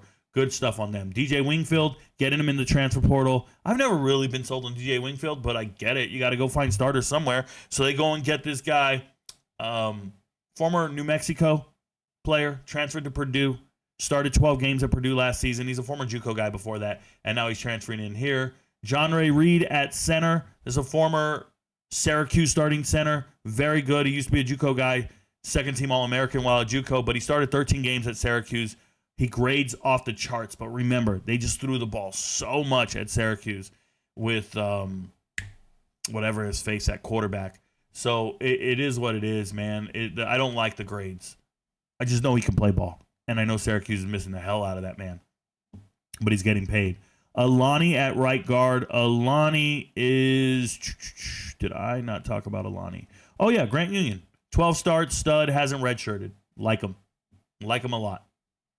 I like him a lot. Shout out to him. And then Tobias Raymond, a Ventura kid, started in the bowl game. Weakest link on the offensive line.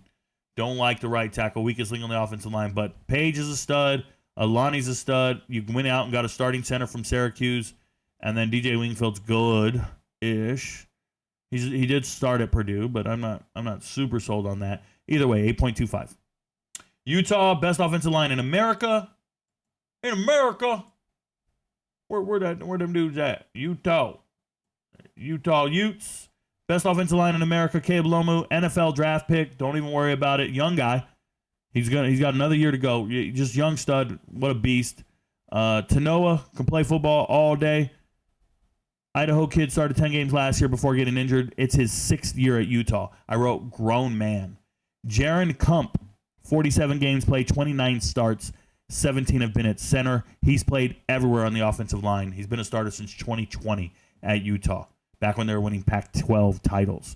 Michael, over here, Eminem, the Moco dude, he is Pac-12 honorable mention in 2023, 2024, and he started 7 games and missed the rest of the season with an injury. He's grown in all caps. Spencer Finano, All-American, first team, former high 4-star guy, 24 starts, the best.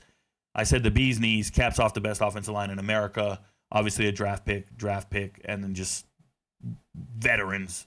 This is the best offensive line in America. And it's going to be a problem for teams to try to stop Devin Dampier, Wayshawn Parker with just weapons, bro.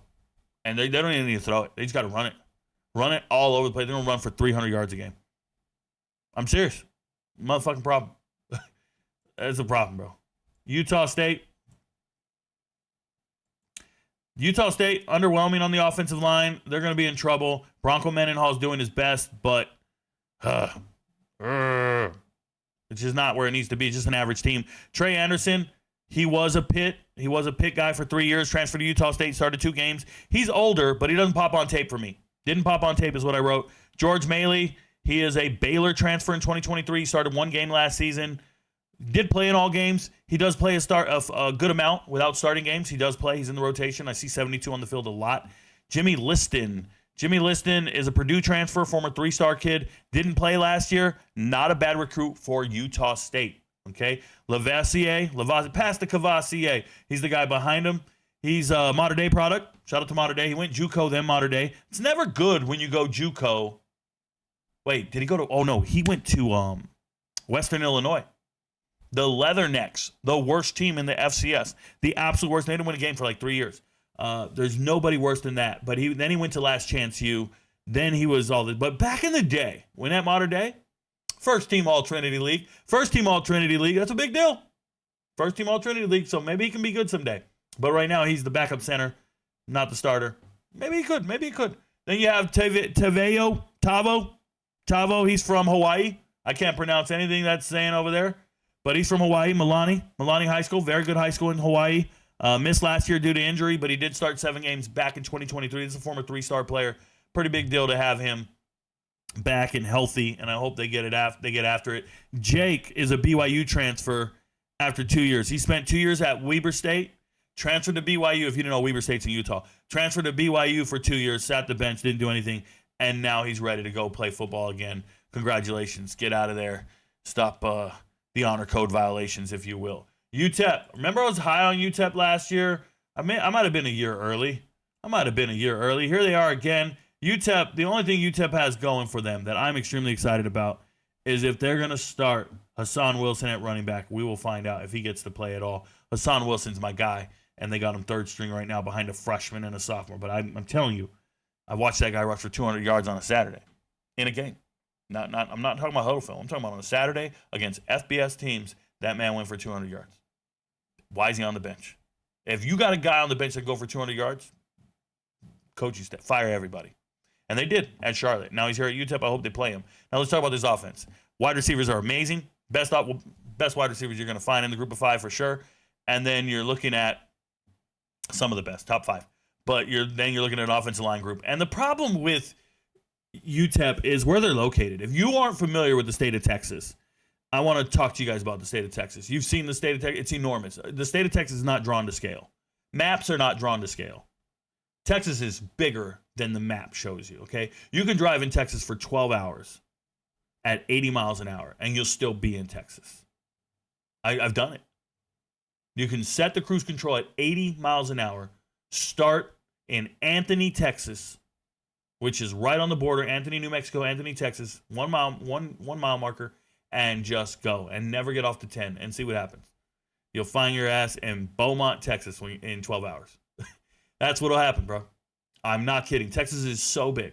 So when you're looking at Texas, there are cities like Houston and Dallas and San Antonio and Austin, and you have no problem identifying where those cities are if you didn't know. If you're looking at the map you got Houston right on the border near Louisiana, Dallas is in the middle or northern, a little upwards. San Antonio's in the middle. Okay? Like, I'm just trying to tell you where everything. You know where UTEP is on the state of Texas? Way in the fuck over there, touching New Mexico. Like, UTEP is so far from civilization. I think you can drive like 5 hours from UTEP, from El Paso. 5 hours. And I think you get to Midland, Odessa Permian. You're not even near Dallas yet, bro. Like, that's not real. Okay? You can't even get over there. It's crazy how far away the rest of Texas is from El Paso. El Paso is Little Mexico. It's Mexico all day. It's Juarez. El Paso is not Texas. It's not. It's liberal. It's blue. It's not even a red state. They're not, I got my gun and my gun got this and I got, there are no cowboys in El Paso. El Paso is a oasis of beauty. It's just a bunch of fine-ass girls created by soldiers who live there and Mexican girls. They have babies, they leave, and they leave all these beautiful girls. They're just half American, half Mexican looking. It's beautiful people. But don't get it twisted. It's not Texas. So I bring this up because there's 7, 8 high schools in El Paso. And that's your foundation for recruiting. Like, you can get those players if they want to stay home. You know how players be like, yo, I'm going to stay home. I grew up in Houston. I'm going to rep Houston. I grew up in Dallas. I'm going to play for Dallas. I'm going to play for SMU. I'm staying right here. Man, you grow up in El Paso. Who the fuck are you? Like, there's no good players in El Paso. Go to a high school game in El Paso. It's be a bunch of Mexicans. You get a token black guy here and there, but it's just a bunch of Mexican dudes. You might find a quick one, and guess what his sport is? It's fucking cross country and soccer. It's just the reality of the situation. I remember going to high school games in El Paso, and I'm like, yo, this is not it. And this is why El Paso, UTEP, is not as good as UTSA. The caliber of athlete at UTSA, by and large, like the median, the average player going to UTSA is an athlete. He's like good. Sam Houston, good players.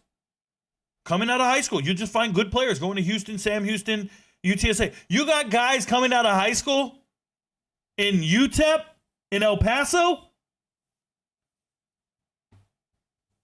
And that's why Las Cruces is terrible, New Mexico State. The foundational, if you're getting guys from that area, so how does UTEP succeed? You guys know how they succeed? They go and recruit the shit out of Tyler Junior College. They go and recruit out of any other JUCO in Texas. But they're not going to get people from the city of El Paso. So you got a big city and it's a big city. A lot of people. 0 FBS caliber players there, for the most part. Every now and then you'll find a running back. Every now and then you'll find a one-off. But I'm telling you, there's no reason to give me the anecdotes when it's not real. When the numbers speak for themselves. Like, the averages are real. So I bring that up because UTEP is starting 2 local kids from El Paso. And no shade to them. They're 6'4", 320-pound guys. They're not good. They're not good. Okay, so we got Mark Robinson. He's a transfer. He's already second team all-conference. They brought him in. He's an NAIA stud. You heard me right, NAIA. That's a whole nother league. That's not even NCAA football. That's something else. And he's from there, transferring in from Southeastern.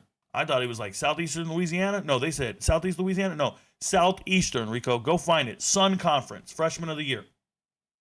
He's moving way up in competition.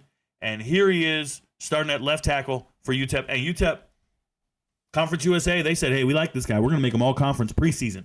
So he better be the bee's knees. I'll be watching a lot of tape on UTEP this year. And if he's any good, shout out to them. Congratulations. You recruited your ass off. Now we got Joseph Immediato. Joseph Immediato. Homie is a local kid. He's been at UTEP for 4 years. He's made 2 starts in 4 years. 6'4", 320 pounds. Just looks like an overweight Mexican. He looks like he's pounding bean burritos when we're not looking, bro. And I don't mean no shade. I'm Mexican, bro. Me amo rico. Like, I am Mexican. Born and raised. I know what I'm talking about. James Williams. James Williams is the backup. They brought him in the transfer portal because they wanted him to compete. Young white guy. Pretty yoked out white dude. From Neo. Another transfer from Neo. A shout out to Northeastern Oklahoma A&M. He's showing up, just a shot in the dark. They're hoping he could challenge Joseph Immediato because they don't want to start that Joseph dude. They don't. I'm telling you right now, the coaching staff looking around going, we got to start this dude? We got to start the torta pounder? We got to start this dude? Nah, bro. So they go and get James Williams. And guess what happens? James Williams ain't beating them out. Not good. Not good. Starting center. Ivan Escobar. Ivan Escobar, bro. Do you even need to ask where Ivan Escobar is from? The senior. Been here the whole time. Do you need to ask where Ivan Escobar is from? He is Montwood's finest. And I know it says transfer over there. Guess where he transferred from? Las Cruces, 60 miles away. New Mexico State. Oh, the rivalry, bro. We got the rivalry. Yeah, I know, bro. Just take a shortcut. Go through Trans Mountain. Come out on Zaragoza. I know the city, bro. I know UTEP. I know El Paso. I lived there 3 years. Montwood's finest is what I wrote. Local kid. Started 11 games last year at center. Ivan Escobar. These are not good players, bro. I'm evaluating the tape. I'm like, mi gente, hey, what up, bro? By the way, go to Taco Tote. Stop going to Chico's Tacos. That shit is gross. Hate those taquitos. Oh, they're rolled tacos, Rico. They're rolled tacos. Shut up. They're flautas. Shut up. These guys just got 320 pounds on tamarindo. Like, I'm not down with none of this. Jaquan Toney, starting right guard, senior transfer, JUCO transfer. 5 starts last year at right tackle. Now he's moving to guard. That's pretty good. I don't think he's strong enough. I watched the tape. He doesn't look strong enough to play guard. I think he gets blown off the ball. It's a problem. And then we have Aziz Henry at right tackle. I wrote in all caps, thick, bro. And I ain't talking about his ass. He's just thick everywhere. So shout out to Aziz Henry, UTEP's offensive line, 3.25. Torta pounders, bro. Torta pounders. And then you go to UTSA, the very next team. UTSA, completely different. Completely different when I'm looking at the UTSA offensive line. Look at this. 3.25, 7.25. A huge gap. Same state. Same level of football. Group of 5. Completely different caliber players at UTSA. We're looking at our left tackle, Kamar Missouri. Kamar Missouri is third team in the American. This is a Rutgers transfer. Started 13 games last year at left tackle. He even started 4 games at Rutgers back in 2023. I think he's a power 4 caliber player. And he's at the blind side, left tackle, for one of the best quarterbacks in the group of 5. This is a deadly combination. What a great start when I start evaluating your players. Trevor Timmons, I believe he's related to Lawrence Timmons, but anyways, a cousin. Georgia State transfer. He started 12 games for Georgia State, and he was third team in the Sun Belt last year. He started his career at Charlotte. He used to play at Blythewood High School. Before that, I think he was playing at Glenn Academy here in Georgia. So he moved up to South Carolina. Shout out to Blythewood, man. Shout out to my ex-girlfriend, Michelle. She lives out in Blythewood. Hope you're rotting in hell. Anyways, so I'm cool with Trevor Timmons. Good player, starting at Georgia State, coming over here to start. You went out and got a starter in the transfer portal. Not some low-level dude from NAIA. Not some other. No, we got another FBS starter. We took a starter from another FBS team, and we made him ours. And then they got Ben Rios. He's a local. You heard it. Ben Rios, local San Antonio kid. Here's the difference. He started at guard last season, and now he's moving to center. He's a good anchor. He never gave up a sack. 2-time All-State in high school in Texas. He's 6'6", 300 pounds. Does he sound like he's eating tortas? No, this dude is built on creatine and protein. This dude is walking around with whey protein and a gallon of water. This guy is real. Ben Rios is way better than the other dudes. Significantly better. Corey Godinet, that's a Trinity Valley Community College transfer. Honorable mention in the American. Multi-year starter. I like him a lot. Multi-year starter. This will get you all the love in the world, especially if you're a multi-year starter and you're all conference. Back-to-back years. Good stuff. And then the last guy is Jalen Garth. He's second team in the American in the preseason. 6'6", 329 starts in 2024. He's a transfer from Houston. But before Houston, he was at Texas. So we're talking about a guy that transferred from Texas to Houston to UTSA. What a great caliber of offensive line. I think they're good. Shout out to UTSA. Vandy lost their starting left tackle, man. And it's tough. Remember, they lost their starting left tackle to Florida State. And if you're looking at Vanderbilt, oh my goodness. You guys see this here? It says QT, QG, C, SG, and ST. Do you guys know what that is? I want to make sure I educate the group here before we go any further. So usually it's left tackle, right guard, left guard, things like that, right? So when you see this on a depth chart or any type of chart, what this really means is strong guard, strong tackle, So to the strong side. And then the Q is quarterback.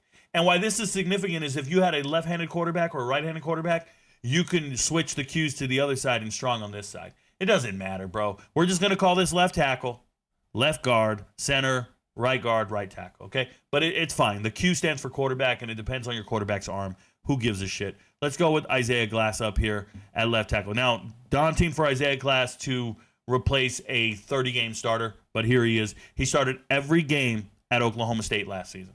This is a guy that was at Arizona State from 2021 to 2023, then went to Oklahoma State. They had a terrible year, but he started every single game. He started 11 games at left tackle for Arizona State in 2022. I think this is a slam dunk draft pick to replace an amazing left tackle that they used to have. Now they got a good one. They're fine. I got no worries about that. Diego's the real deal. Now, Sterling Porcher is a Texas Tech transfer. He's using the extra year that you get the Diego Pavia waiver. What a coincidence he's here because he did play at Iowa Western. But then he went to Middle Tennessee State, started 25 games at Middle Tennessee State. Then he went and he started 11 games at Texas Tech. Another slam dunk transfer for Vanderbilt. That's two really good transfers. A Texas Tech starter, a Oklahoma State starter. And then we have Jordan White. They're bringing in Jordan White. Jordan White's DeMatha Catholic product, transfer from Liberty and West Virginia. He started his career at West Virginia, didn't play much there. Went to Liberty. He was second team all conference in Conference USA. His PFF scores are beastly, but it's Conference USA. Okay? So now he's moving over to center. I'm cool with it. This all looks good to me. Chase Mitchell, 13 starts at ST or strong tackle. Only team in America. Oh, I'll leave that alone. But he was starting at right tackle.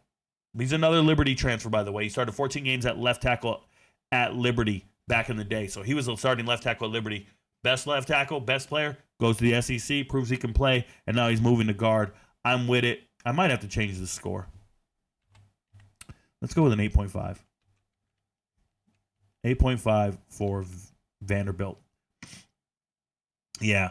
And then Bryce Henderson. He's 6'8", 320, huge man. Started 14 games for South Dakota. You guys know all those games down there?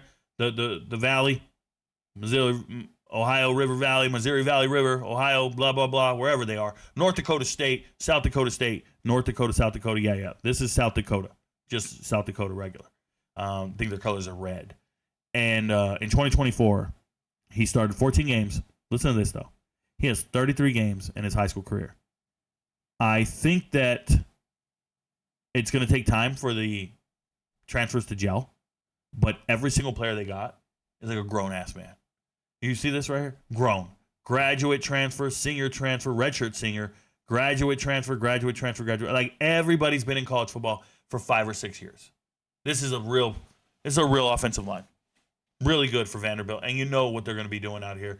They're just going to be throwing the ball to Junior Sherrill, Trent Hudson, Eli Stowers, and Diego's going to run it. And every now and then they'll give it to Cedric. It's a good offense. Yep, they're going to be frustrating. Hard to beat. Hard to beat. I'm letting you know. Virginia. Everybody's sleeping on Virginia, and you guys can keep sleeping on them. I like that they used the transfer portal in the way they used it. I'm hoping they squeak out a couple of wins here and there. We'll keep evaluating them. I'm pulling for Virginia. A lot of people aren't talking positively about them because they went 5-7 last year. Tony Elliott's never put it together. But I'm going to keep evaluating them. You see all this yellow? This is really good. This is really good for them to improve. But where are we right now? We're looking at a 7.25. Just a little bit. They look like the average team. And when you're the average team against other Power 4 teams, you're going to lose. But we'll see what happens. We'll see the over-under. We'll figure it out. And we'll see if I'm still on Virginia the way I want to be. I want to put a unit on Virginia's over. I'm just going to tell you that right now. I haven't pulled the trigger on it. I haven't put it on the chart. But it's where I'm at on Virginia, okay? Offense, we have David Wollaby coming in the transfer portal. This is a Syracuse, Kentucky transfer. He started his career at Kentucky. Then he went to Syracuse. He had 3 starts at Syracuse. But I think he got injured, and he missed the rest of the year. That was back in 2023, if I remember correctly. It's just one of these guys that keeps going around to all the bigger schools, and they're believing in him because he's a grown man. I mean, he's a graduate transfer. He's been around many, many years. But, I'm not too excited about it. Noah Josie, Brentwood Academy, Murfreesboro product, good school. Everything about him. Started 12 games last year. Best on the team at pass blocking, started every game in 2023 as well.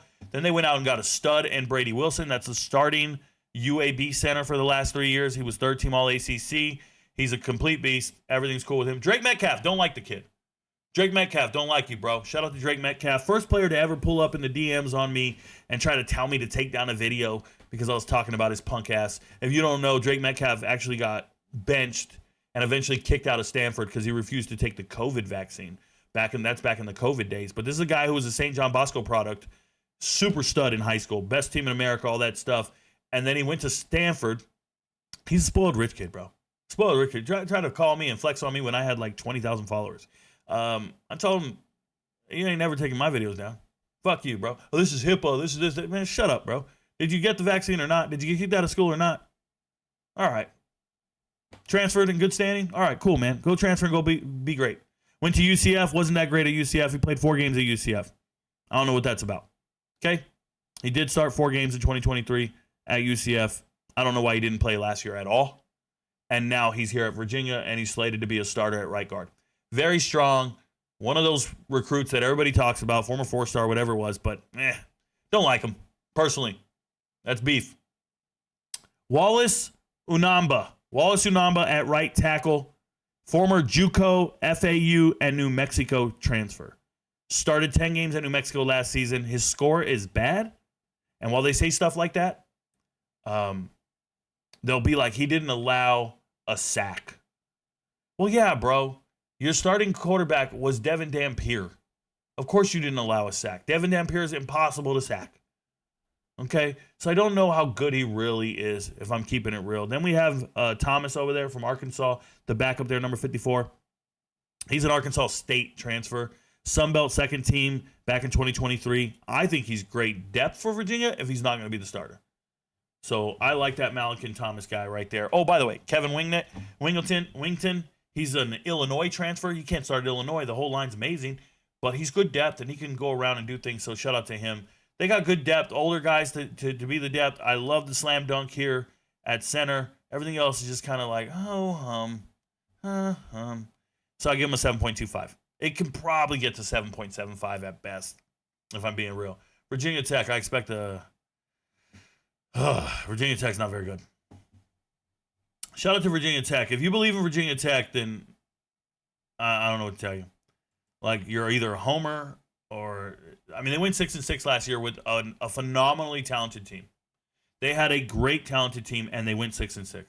The most underwhelming thing you'll ever see. Now you lose Baishal Tootin. You lose star wide receivers. All of them. Gone. You had amazing wide receivers last year. 3 dudes I believed in. Allie Jennings, Jalen Lane, DeQuan Felton. Like, you had guys, bro. Tootin at running back. Saxburg, defensive ends, this, that. Antoine Powell, like all this shit, bro. And you went 6-6? And now you want me to back you because you got Terron Stewart from the MAC? And you still got Kyron Drones? Here's the issue here. The way Brent Pry has evaluated offensive line is incorrect. They do not. They're the only team in America where their best offensive linemen are not the left side of the ball. Their best offensive linemen are the right side of the ball. And this means Kyron Drones is only going to roll out to the right to throw these passes. Mark my motherfucking words. We're going to watch Virginia Tech football this upcoming season, and every single time this guy rolls out to the right, he's going to throw the ball to the right. He's never going to roll out to the left to throw the ball. I promise. It's going to be such a discrepancy. I think it's a read that other teams can have. So the way that works is anytime the ball is on the left hash, we know we can throw it to the right. But if the ball's on the right hash, it's going to be a run play. We're not throwing to the left. He's never going to throw to his left. When I say never, I'm prepared to say the ratio is going to be 70-30. I'm prepared to say the ratio is going to be 70-30. Kyron Drones doesn't throw the ball to the left. And if I can have these types of numbers and this type of assessment from watching film, and I rewatched all the film of these players and of their tendencies, I don't know how other coaches aren't onto it. I'm pretty sure they are. That's why you go 6-6. You can watch the tape and you can see Virginia Tech can only throw rolling to their right. Like, he can't drop back in the pocket and throw. It's that Thomas Castellanos thing where he does some play action and then he runs to the right, extends the play, throws off platform, and hits somebody on a drag route. And you're wasting away really elite wide receivers. Jalen Lane got drafted. Couldn't throw him the ball to save your life, but he got drafted. Allie Jennings couldn't stay healthy, but like, you had amazing wide receivers and you couldn't hit them open. What wins you games? Well, Kyron Drones running the ball and Vishal Tootin running the ball. Got it. But if I know that you are not throwing to your left and those are your weakest linemen, we're not sending the blitz from the left to chase your quarterback as your quarterback runs away and he's faster than the defensive end coming after him. It's not what we're doing. We're pushing and we're punching that right side, your good side. We're coming at it. We're going to collapse the pocket on that side, overwhelm it with numbers. Yeah. Force your right-handed quarterback roll out to the left. And you're going to lose a lot of games that way. Brent Pry, there's a read on you, bro. You're the fish at the poker table. 100% on this shit. Watch. It's why I'm rich, bro. I say that to myself sometimes. You guys don't have that revelation? I do. I be sitting down sometimes and I just be like I don't ever say to myself, like, why did God choose me? Like, why did God choose me? I don't ever sit around and go, like, nothing. No, I sit there and I watch things and I realize I have, like, a revelation that's nowhere in the world. It's nowhere published anywhere on the internet. It's nowhere it's talking about it. It's not something I read. It's just me. I'm just looking at things and I just go, that doesn't look right. And I have these moments, and it's why I'm rich. Sometimes I'll be sitting on the golf course just looking around. Just like, I'm riding in my 6-figure car, like, and I'm not here to flex on nobody. I am a kid from nothing. I just be sitting around like, yo, man, that's why I'm rich. Because nobody can do that. Virginia Tech, not it, bro. Shout out to Johnny Garrett. It's his first start. Has played a big, but no experience at the left tackle position. Is in a tough spot to be in. Obviously, Kyron Drones helps with his athletic ability, is what I wrote. And then we have Ganem, another young man with minimal experience. 3 starts last season. Did not impress me on tape. Kyle Altuner, West Virginia transfer. High school stud, but missed last year due to injury. Looks like a prize recruit that'll earn the spot. So he's going to earn the spot at center, and it looks like he is. So I liked him. Brody Meadows, 2 starts in 2 years, plays in every game, and is in the rotation. He's 6'7", 332. And then Thomas Rimac, second team All-ACC, best offensive lineman on the team, West Virginia transfer again, 3-year starter at West Virginia, Big 12 honorable mention, back-to-back seasons. Everything about him looks pretty good. So this is a transfer coming in from West Virginia. We've been getting West Virginia guys, but these two over here, in a tough spot to be in. That's what I wrote, in a tough spot, meaning the starting lineup. Wake Forest. Man, if you're still watching this video, MVPs, you're real ones, bro. You really want to get better. That matters to me. Imagine me. I'm the one who has to make it. Wake Forest, Melvin Siani. Melvin Siani. First off, Wake Forest, new head coach, Jake Dickert, coming over from Washington State. You know what he did? He brought 3 starters with him. 3 starters on the offensive line from Washington State. That's a good thing to do, okay? So there we go. Melvin Siani, young sophomore transfer, redshirt sophomore, young enough, experienced enough. He's a Temple transfer. 9 starts last year, 5 starts at right tackle, eventually became the starting left tackle at Temple. So he's moving over here. He's a good player, athletic. I don't know if he's a slam dunk at Wake Forest, but it looks like somebody worth taking. And if he's beating out the guys on your roster to be the starter, then you didn't make a mistake, right? If you go get a guy in the transfer portal and he eventually earns the starting job, you didn't make a mistake. He's better than the people that you were going to be stuck with. And there you go. Then we have Roderick coming over at left guard. Roderick is from Washington State. 5 years at Washington State. Started 10 games last year. He's 6'5", 321. What a joy for them. What a joy for them. Then you have Devin coming over from Washington State. Team captain at Washington State. 11 games last year at center. Good to go. George Snell, always been a rotational guy. Started every game back in 2023. He's not a starter, like a slam dunk starter, but he looks good enough to start right now with the way they're doing it and what they got going on. And then I wrote Kennedy. Oh, Kennedy's the backup behind him. A La Tech transfer. Just some depth to add out there. But Fa'alili.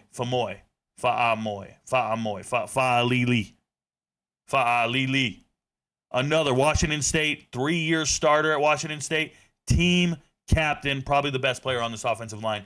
Bro, Wake Forest can be sneaky good on the offensive line. They got 3 really mean-ass dudes. They brought over 3 grown men from Washington State, where they got all them Samoan-type dudes. Yeah, that's what they got. 3 grown-ass men showed up to Wake Forest. Now, they don't have all the other pieces, but they got a 1,000-yard rusher, a coach that knows what he's doing to run the rock, and they're going to just go out there and just pound it. Pound a couple beers. I would say Wake Forest can really contribute to unders. If you're looking at from a gambling perspective, unders, bro, because they're just going to have the ball, moving the chains, and just punishing you and killing that clock. I like Wake Forest. Washington, 8.75. Washington looks really good. Washington's a sleeper team no one's talking about, but if you don't believe in Jed Fish as a head coach, then you don't know college football. Jed Fish is him. Washington, very good team. I like what I see here. Carver Willis, offensive lineman, Kansas State transfer, 5 years at K-State, started 11 games at right tackle. So you're the starting right tackle at K-State. You hit the transfer portal, and you go to Washington. They're going to let you play left tackle, the prestigious position. This is awesome for him. Shout out to Carver Willis. He is a grown man, been in college a long time. So this is not a bad thing for Washington at all. Went out and found a starter at the left tackle position. Next is Packy. What up, Packy? He's from the Mojave River Conference in Hesperia. We used to play against these dudes in high school. These are the conferences I would play against. So I'm rocking with him just because I know he's from the high desert. I'm from the low desert. We're from the same area. I rock with that dude. Shout out to Packy. I'm pulling for you, bro. Pulling for you. Then we have Landon Hatchett. Landon Hatchett, when you watch him on tape, he looks like a Viking because his hair sticks out of his helmet when he's running around. He started 5 games last season. He was a guard in several games. Good player. He's the older brother of that transfer right below, Garion Hatchett. So Landon Hatchett, Garion Hatchett, or he's the younger brother, excuse me. Garion Hatchett is a guy who used to start at Washington. He used to be the starter there back when they won the Joe Moore Award. Back when they went to the national title. He was the starter. Now, the thing he did was he's injury prone. So he left. He went to Oklahoma, got injured. He was going to start, or he started the season opener. Then he got injured. He missed the whole year. And now he just transferred back to play with his brother. He said, man, have you been to Oklahoma? There ain't shit out there, bro. I couldn't find a 24-hour 7-Eleven. I couldn't find a Walgreens. They keep telling me go to the fucking, at Jim's Mart to go. They keep telling me to go to that go-go station, bro. I need a Walgreens. They told me go to Jane's Pharmacy. I'm out this motherfucker. He don't want to be in Oklahoma. So he's going back to where his brother is. And the Hatchet brothers are going to be in there doing their thing.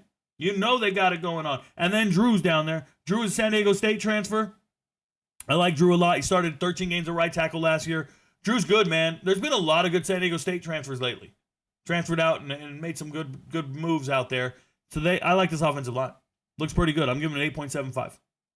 Carver Willis, grown man at left tackle. I'm with it. Washington State, Jimmy Rogers doing his best to not let it all fall off. I think he's got a good spot to be in. Jimmy Rogers, good coach, good pipeline up there. This is former South Dakota State, SDSU is where I mixed that up. South Dakota State head coach, won a couple national titles. Boom. Came over here, brought a bunch of players with him. Oh, there's AJ. I said, AJ's not here? Oh, wow, I had AJ on the wrong team. AJ's here. Let's see if I wrote about AJ. I did. I have AJ here. New Mexico State.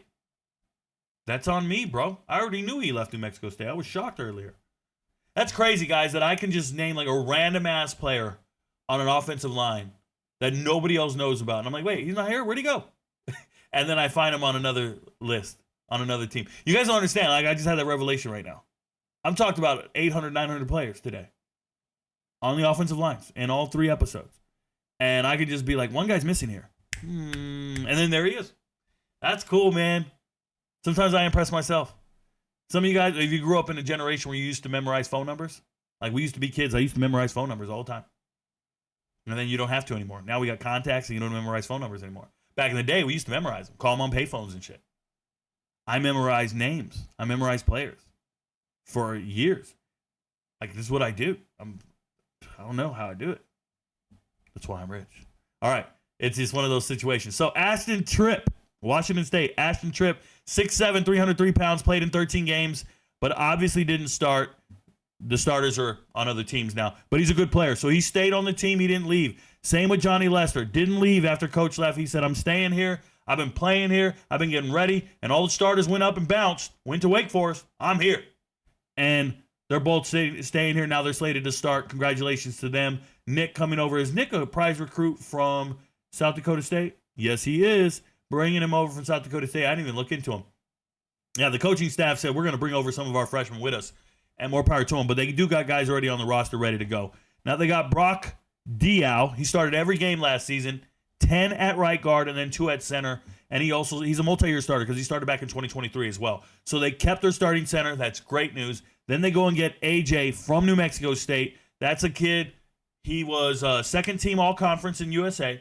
His high school, he played at Centennial, Corona Centennial High School. Shout out to the Huskies. A very good program in high school. He was in the rotation at New Mexico State for 3 years. I think he's a decent power 4 player. Decent. So to get him out here in the starting lineup is pretty cool. And then they have Christian Hilborn. Christian Hilborn, 11 starts across 4 different positions. Grown man, probably the best offensive lineman on the team because he's been a 3-year starter. And he can play anywhere. Very, very good situation to have over there at Washington State. All the people who don't want to be here, just leave, and we'll just figure out what we got left. And I don't think the cupboard's bare at all. They look pretty good. And I know the coaching staff's good at developing players. So shout out to them. Speaking of the cupboard being bare, West Virginia. You've seen a lot of transfers from West Virginia. A lot of good players have left. They went 6-6 last year. Finally, Neil Brown's out. You go and bring in this stud team. But here's the deal. Look at all the yellow, bro. And it's what I told these guys. The West Virginia faithful and homers all reached out to me in the DMs on Twitter. And were like, are we getting so-and-so? They would name every big transfer in the transfer portal. I just laughed. I'm like, dude, West Virginia's coaching staff has been recruiting players to be on Jacksonville State. Like, all their points of contact in the transfer portal are Jacksonville State caliber players. That's what they are. And then when they started seeing all the transfers coming in, and it was a bunch of small school guys that they'd never heard of, they're like, what the hell? We're not getting Air Nolan? We're going to get Air Nolan, Rico. No, you're not, bro. You're getting fucking Max Brown. Okay? You're getting Ty Edwards. You don't know what you're talking about. I obviously do. Now, on the offensive line, I don't see a lot of answers here, but let's see what they got. So they started with Nick Crahy. Mostly played special teams last year. Looks like a young stud on tape, but never started. If he's starting over these other guys, more power to him. More power to him. Then they got Malik Agbo. That's the transfer coming in. Texas transfer. 3 years at Texas, was mainly on the field as a jumbo tight end every time I looked. That's it. Jumbo tight end at Texas, but it's Texas. He lifted weights for 3 years. He can't start over this man? You went out and got a Texas transfer? Yeah, it's tough. That's tough. Donovan Haslam. Austin P. added depth. Shout out to Perry in Georgia. Another Georgia offensive lineman, just so you know. Walter Youngbear. Who's naming these kids, bro? I've seen some crazy names. You know I go through all the rosters. I've seen some crazy names. I don't point them out unless they're in the starting lineup. But there's Walter Youngbear. He's a Tulsa transfer. He started 11 games at left guard for Tulsa. You went from Tulsa, and now you're starting at West Virginia. No. Not even an all-conference guy. Nothing special. Just a dude starting at a shitty team in Tulsa, and now he's starting for you. No. I don't care how old he is. He's better than what they had on the roster. I get it. This is not an upgrade. Then we get Landon Livingston at center. He's been on the team. He was the backup center last year. Cool story. I think he started in a game against UCF. Backup. First time starting. This is the average. This is the most average offensive line you'll ever see in the group of 5. They're straight up right now. They've locked in a 7 right now. They've locked it in. They got a motherfucking headlock.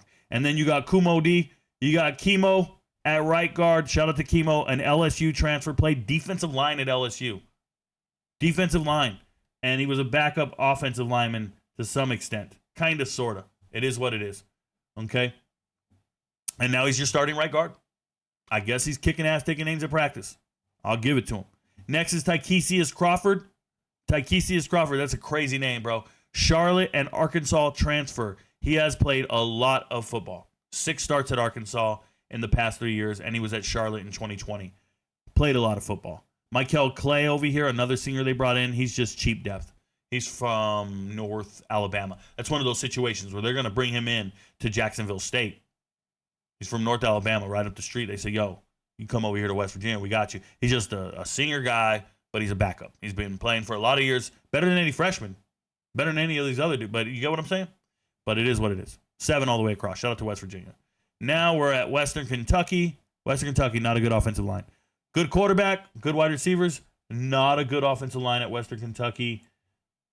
Nothing you can really do about it. You can just call it like you see it, and people can get mad about it because there's some Western Kentucky faithful in all the chat and all that stuff, but it is what it is. Western Kentucky, Marshall Jackson, first team, Conference USA in the preseason. Best offensive lineman on the team, 2-year starter, absolute beast is what I wrote. Absolute beast for Western Kentucky.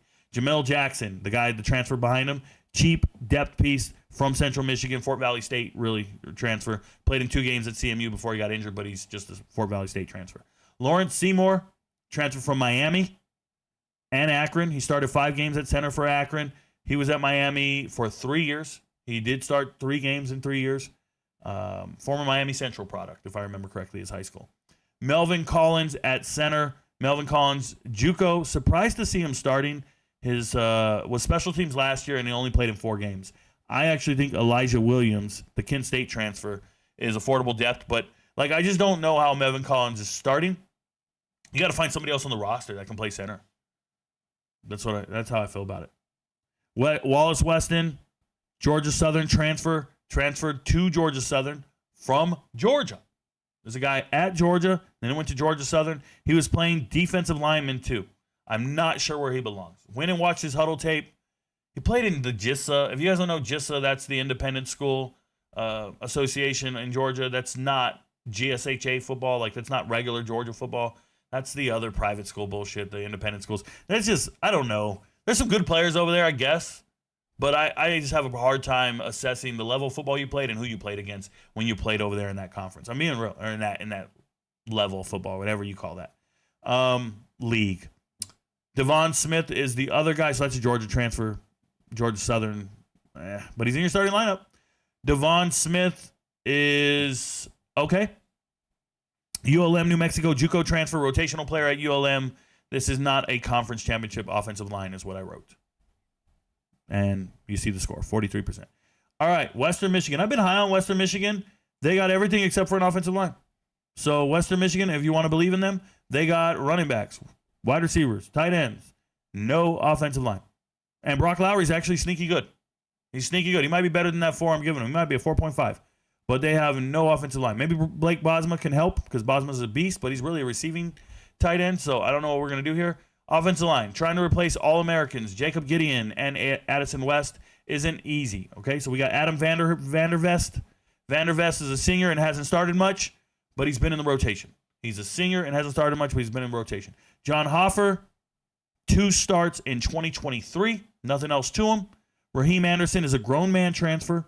I like him. He's a graduate Michigan kid who decided to stay home. So he was at Michigan, was never really playing at Michigan, but he's staying home to come here. I think guys like this usually dominate the MAC. I'm just telling you. So we'll see what happens there with Raheem Anderson. You got a Hunter, a Whitenack. Whitenack is huge.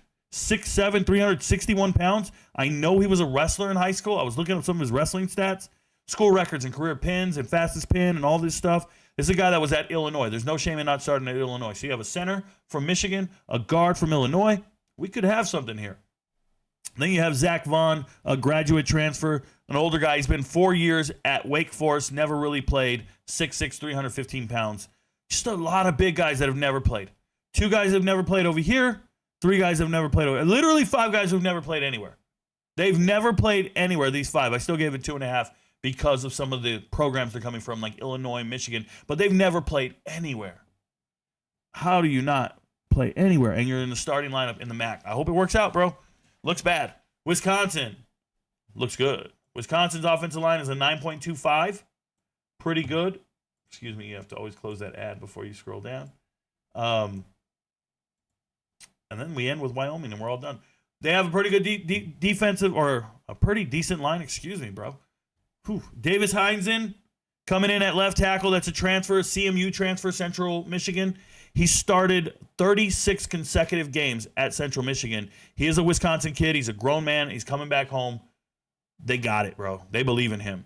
Joe Bruner at left guard. Joe Bruner is the thickest beard in America. Maybe there's a picture of him. I'm looking at his profile pic on the website, but maybe they got it here. Look at that beard, bro. Look at that beard. Oh, God, the bacteria on this kid. He's got to smell awful. What up, Joe? So Joe is just a beast of a man. Very good football player.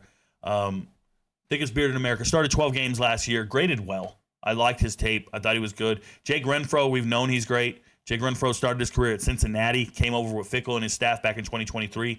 He did miss all of 2022 with an injury, but he started 12 games last year at center. The continuity there between Jake Renfro and Joe Bruner is pretty damn good. Kerry Kodanko? Kerry Kodanko. Kerry Kodanko should not be starting. That's weird.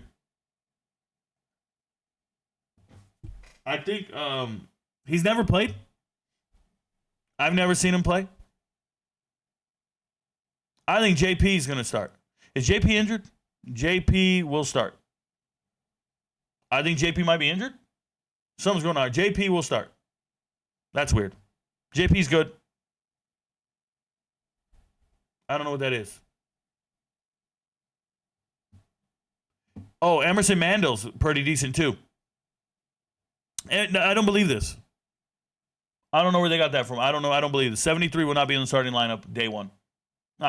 Quote me. Put it down, MVP. Somebody keeping track. 73 will not be in the starting lineup for Wisconsin on game day. Day one. No way. No way. That's not real. I won't even entertain that.